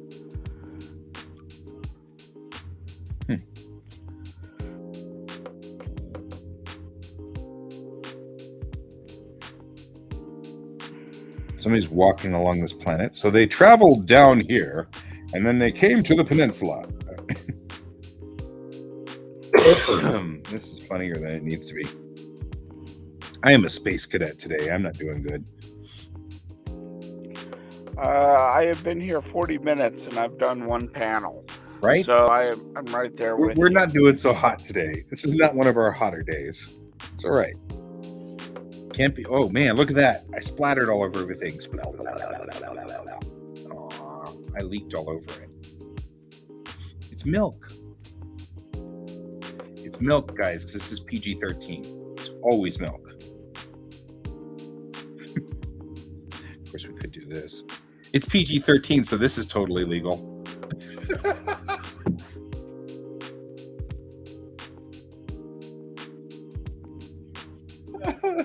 Oh God, I'm done. Okay. Although it is nice to know that I've got blood splatters if I need them for anything. Oh wow, look at that. That's pretty kick-ass too. It's lightning. Oh, that's neat. That's cool. Brent, I already have a comic done from last night on issue 3. I'm just having a slow start to this morning. I'll have more pages done this evening. Yeah, and actually, prior to this, I was doing pretty good on prior to being goofbally today. I'm actually quite a few pages in, so I'm actually going to see if I can't use that lightning brush. See if I can't get kind of cracks in the ground out here, because actually that looks cool. Kind of stress cracks in the ground out here. It looks nice.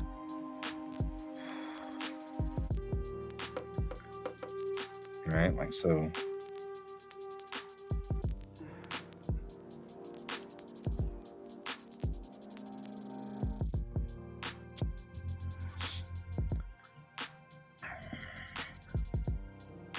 Some rough stuff happened in this part of the planet. You know, it'd be interesting is you have this sky out view of the world. Put in like what is it, the Anastasi that did the ground paintings? Do on like one of the continents just these like hieroglyphs that can be seen from space.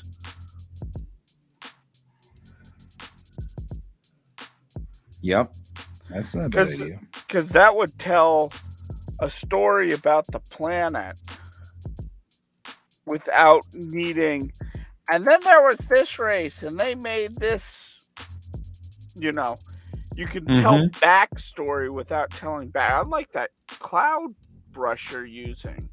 Yeah, I'm actually just using the finger tool. I'm giving it the finger. No, that works. That actually works best. I was going to say, this is. I was at some point. I'm like, nah, screw it. I'm wasting all my time doing this, which nothing wrong with that. But I should just do this the old-fashioned way, which it's fine. But yeah,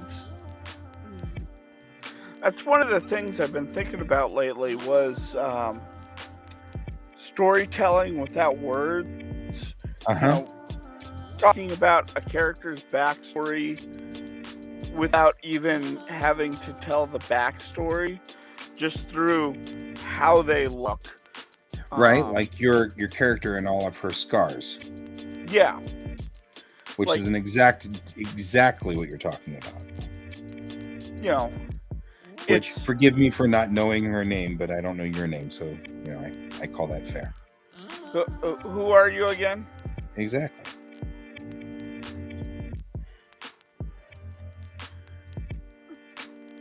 But I've become very big on this idea of I don't need 1,000 pages to tell a backstory. Right. Well, I actually have, on that same token, been trying to come up with something that I have always been enamored by is telling stories without text. Yeah. It's the same thing. We're both... Yeah. So, Brent, to answer your question, what we were just talking about kind of a few minutes ago, and I think you may have missed the discussion, was that we do black and white because it's cheaper, but it doesn't need to be black and white for like webcomics and stuff like that. So there may be a color version.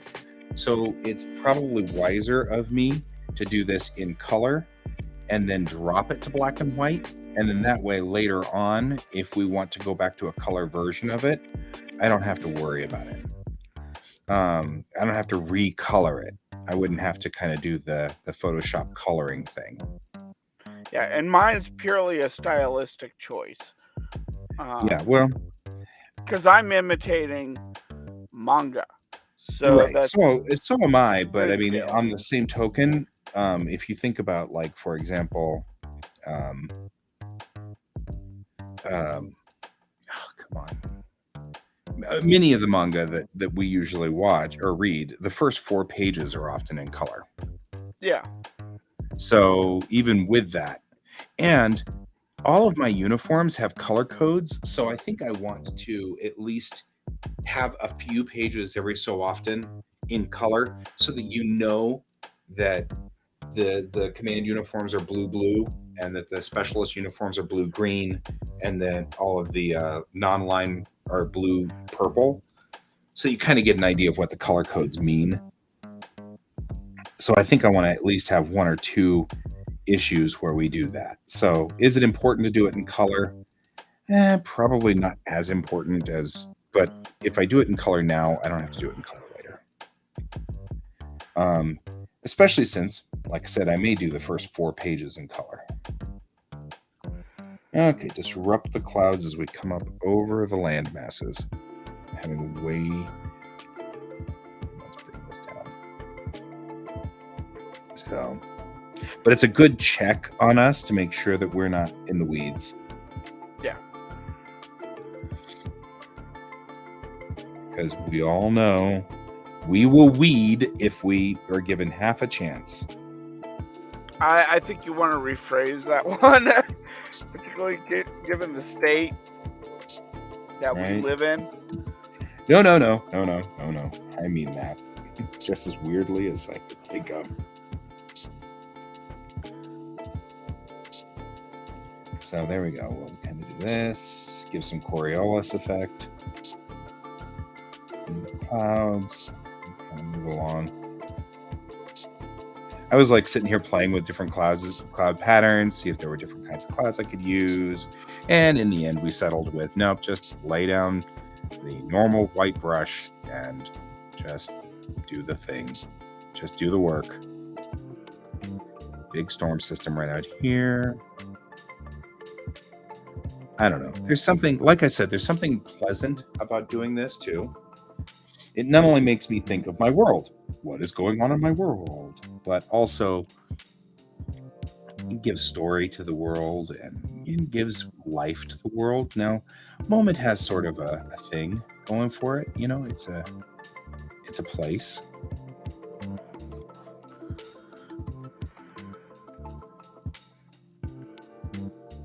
It's kind of like Bendoise.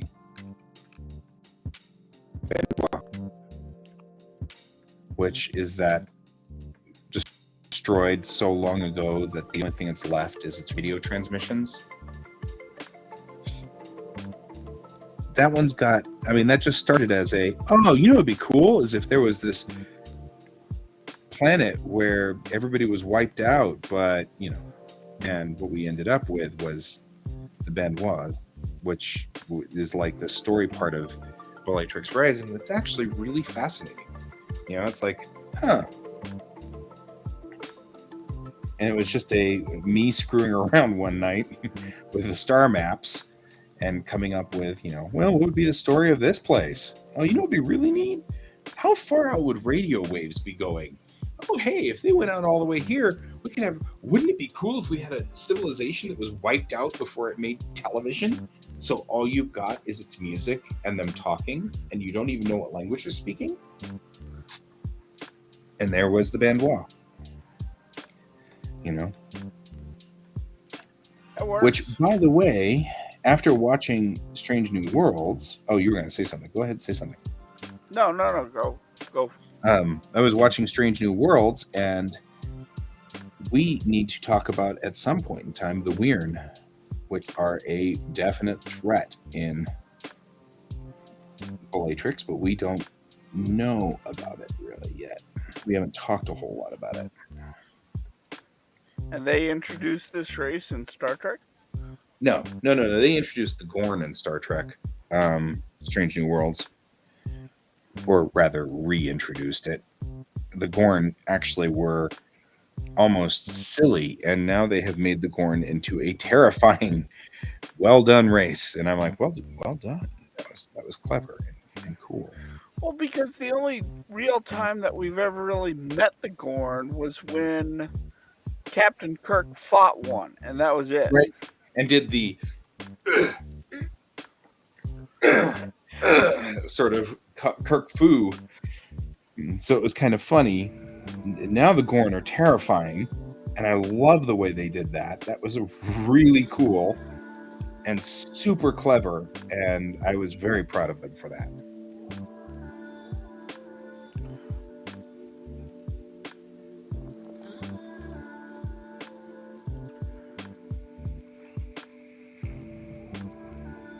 I think I'm making the winds way too sharp on this planet.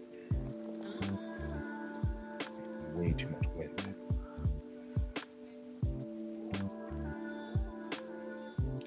So there is a race in Bellatrix Rising called the Wyrn, W-Y-R-N. I think the Gorn are going to be the big bad for Strange New World. I mean, they made them as terrifying as the Borg. I was really impressed. I've always thought of the Gorn being kind of stupid because Kirk Fu, but they made them terrifying and effective, and I was very impressed. So I think they are. I know I have seen a behind the scenes shot of a baby Gorn. So they had a practical. Is that like Baby Yoda? They had a practical. No, it did not look like Baby Yoda. it was creepy. It looked like a frog. It looked like a distorted frog. It was pretty nasty. But I think that so somewhere we run into them again of some sort.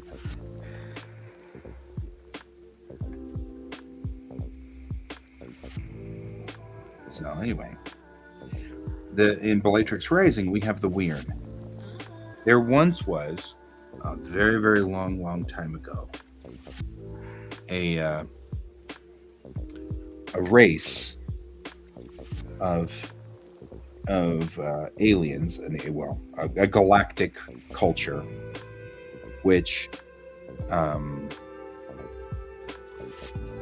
messed up badly. They did a bad thing, and the sort of Galactic Watcher race, which isn't really the Galactic Watcher race, that's a misnomer, but the race of beings that were involved in the Titan War, which is where Alex comes from, stripped them of intelligence. So they are no longer intelligent. They are just creatures like monsters, and they are spacefaring, but they now live in space as space creatures. So they can live in hard vacuum like my Shaprana can.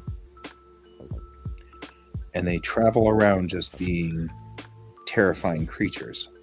And they haven't branched out into the Unity yet, because they're still on the other side of the galaxy, but at some point they will. Likely during the story.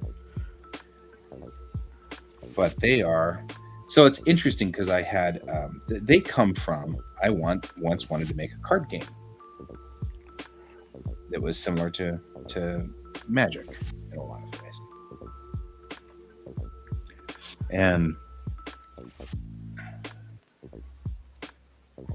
so I made these creatures as one of the playable races. And once I merged all of these stories together, I was like, well, those are usable. They're a usable race. So I merged them as part of the story of Bellatrix Rising. And it became part of the lore. So it's kind of interesting because I took all of my story ideas that I've had over the years and kind of made them into one clump. And when I did, all of these story ideas that I've done for the last 30 years have become a massive universe of multitude of things, which give me so much story potential. Like, I can do whatever I want here at this point in time because there's so much to do. You know, it's so many pieces here.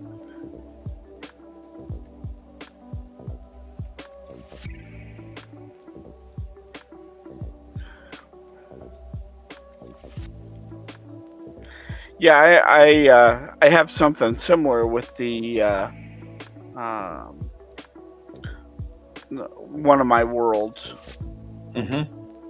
because I have it.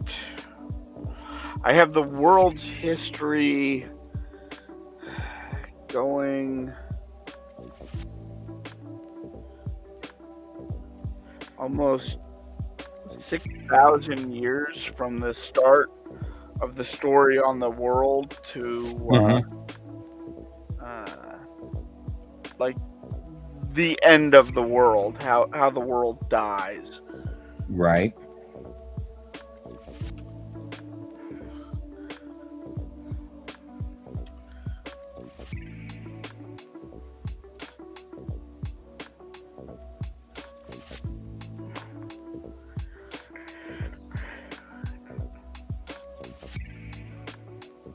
So I was saying, gosh, this is too windy, and I actually am realizing this is exactly what it should be, right? Because the planet got up. Well, and So remember, actually, from having all the clouds be all messed up actually would be something you might see. and something to keep in mind is that from space, clouds look really different. So having them go like almost continental size is not necessarily a bad thing. Oh yeah, no, but there are no stratocumulus. There's no Sirius. They're all well. I guess there's no cumulus. They're all Sirius. They're all Sirius Ooh. or Cirrus. They're all cirrus clouds. Is what I'm kind of saying. Yeah. In other words, there's no chopped up cumulus clouds. There's no Momento clouds. Everything's all super strata, which makes some sense that the planet was moved and that messed with. It didn't mess with the geography, but it would mess with the meteorology. Yeah.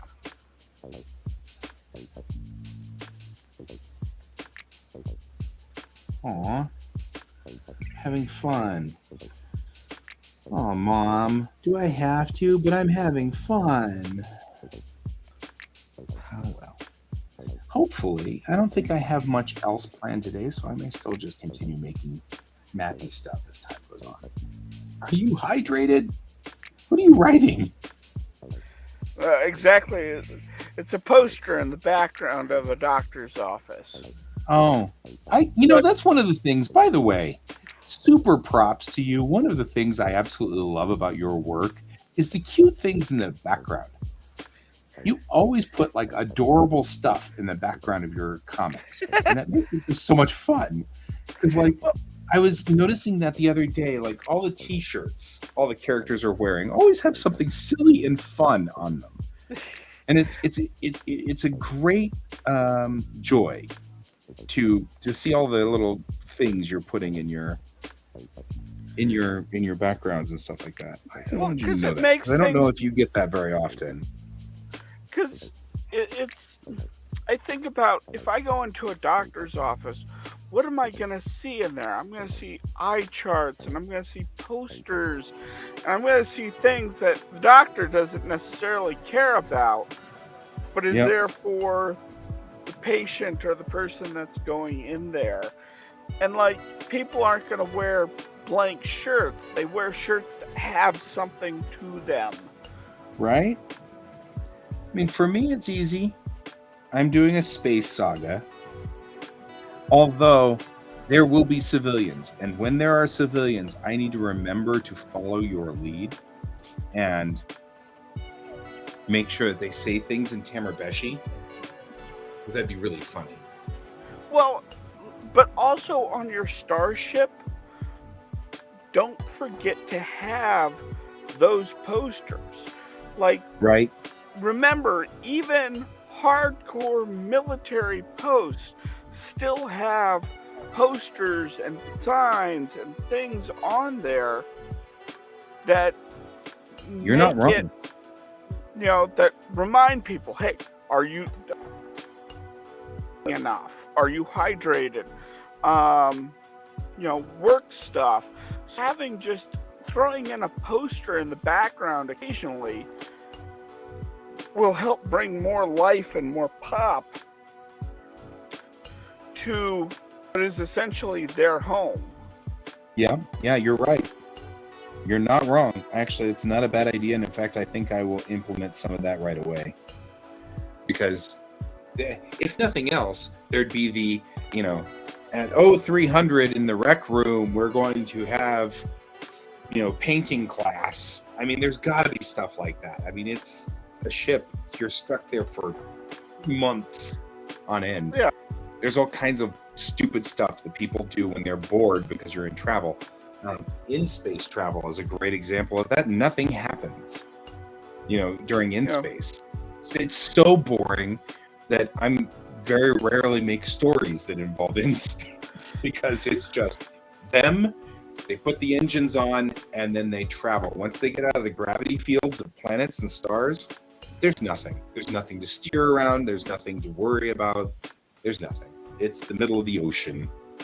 So yeah, it's exactly, in fact, I kind of wanted to make it like the middle of the ocean intentionally. So you're right. You are absolutely right. There will be stuff.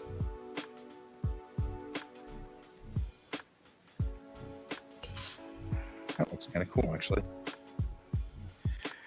Suddenly her office, which would be kind of boring. In fact, I'm going to go back to the previous page. I'm going to put this poster in there. Suddenly it brings more life to her office. Right?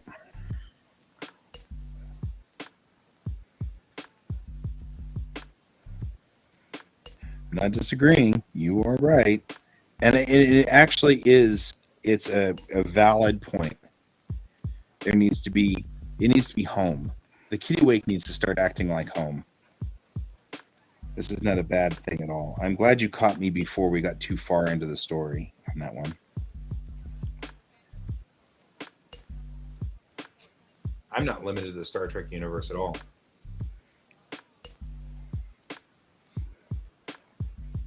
I mean, that was one of the actual arguments my dad made, and he wasn't wrong. Was that,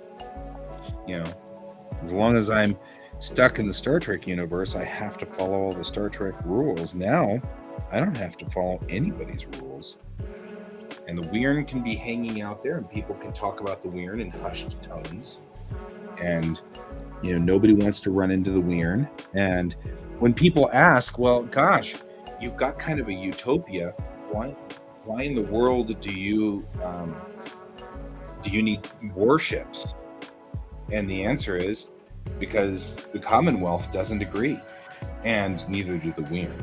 It's like there's a race of creatures out there that eat starships and just devour the ships and eat them whole and devour planets, strip planets of stuff like that. It's like brutal. The other thing you could do is you could use the Weirn as a boogeyman that they tell children. Like they've been gone for so long that they're no longer real, if that makes sense. So there's stories used to keep children in line. Yeah. Oh yeah. It's the Weirn were doing bad things in the early days of the universe. And so they've been punished, and that makes some sense. You can have sort of a boogeyman-esque, if you keep being bad, you'll turn in, the Weirn will come and get you, sort of thing. Yeah. And add some sparkly clouds all over the place that just sort of indicate this sort of you get, what are they called? Mementuous clouds.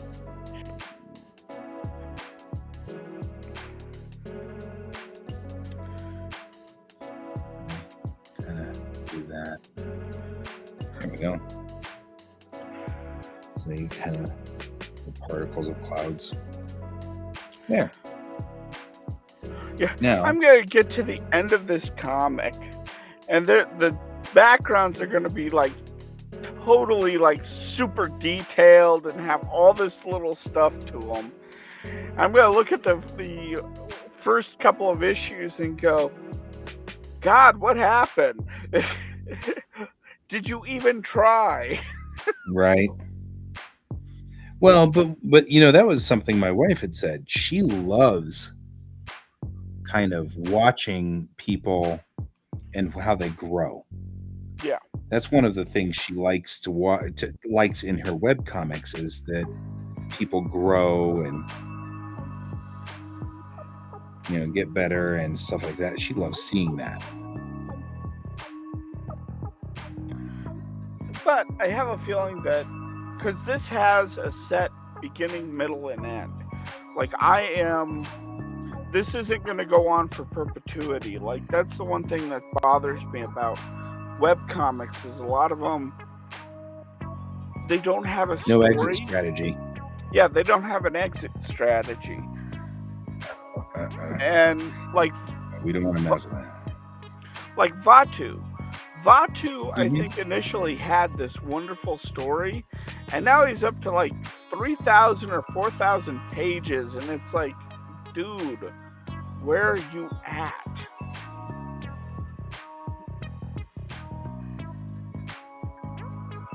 Right.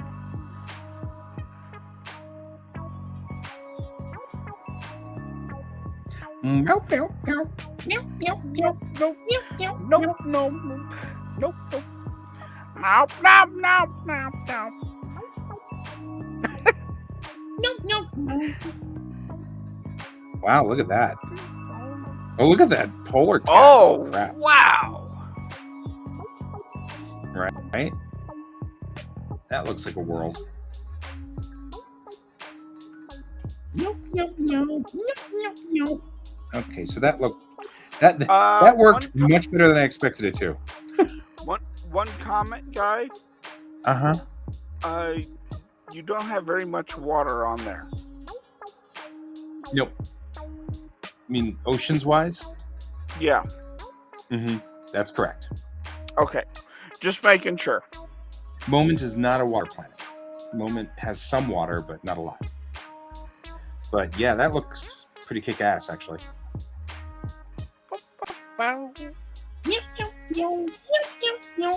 And even from here, that looks pretty cool.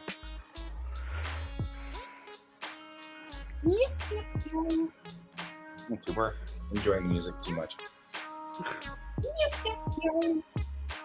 I gotta make sure that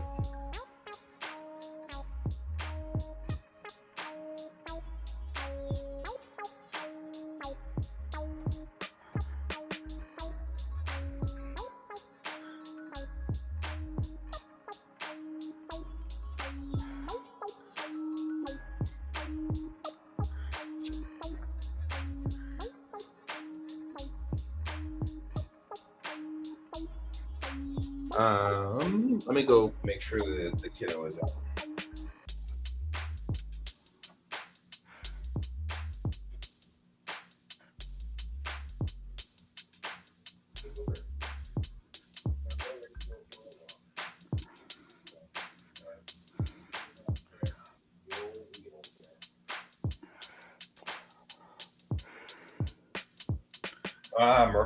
Mariah turned on the oven's cleaning cycle. That's what it was. I'm like, I've been smelling food this entire time. I'm so hungry. So, but yeah, that turned out remarkably good. I'm actually pretty proud of that. That looks like a world. I want more polar cap, but I think other than that, because that looks a little too strange as a polar cap, but let's go ahead and just give it just a little bit more polar cap.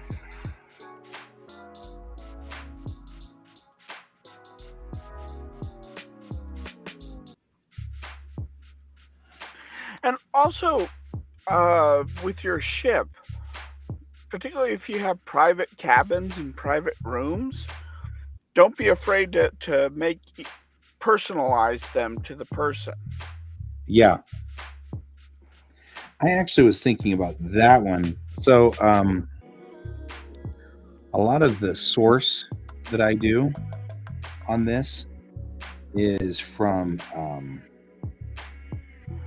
Macross, and they did some beautiful, beautiful drawings of like the cabins and parts of the SDF-1, and they let the artists kind of do that. And I was looking at them and like the things that they do and they decorate whenever they did that, I was like, oh, that's so cool, and I really want to add that personality.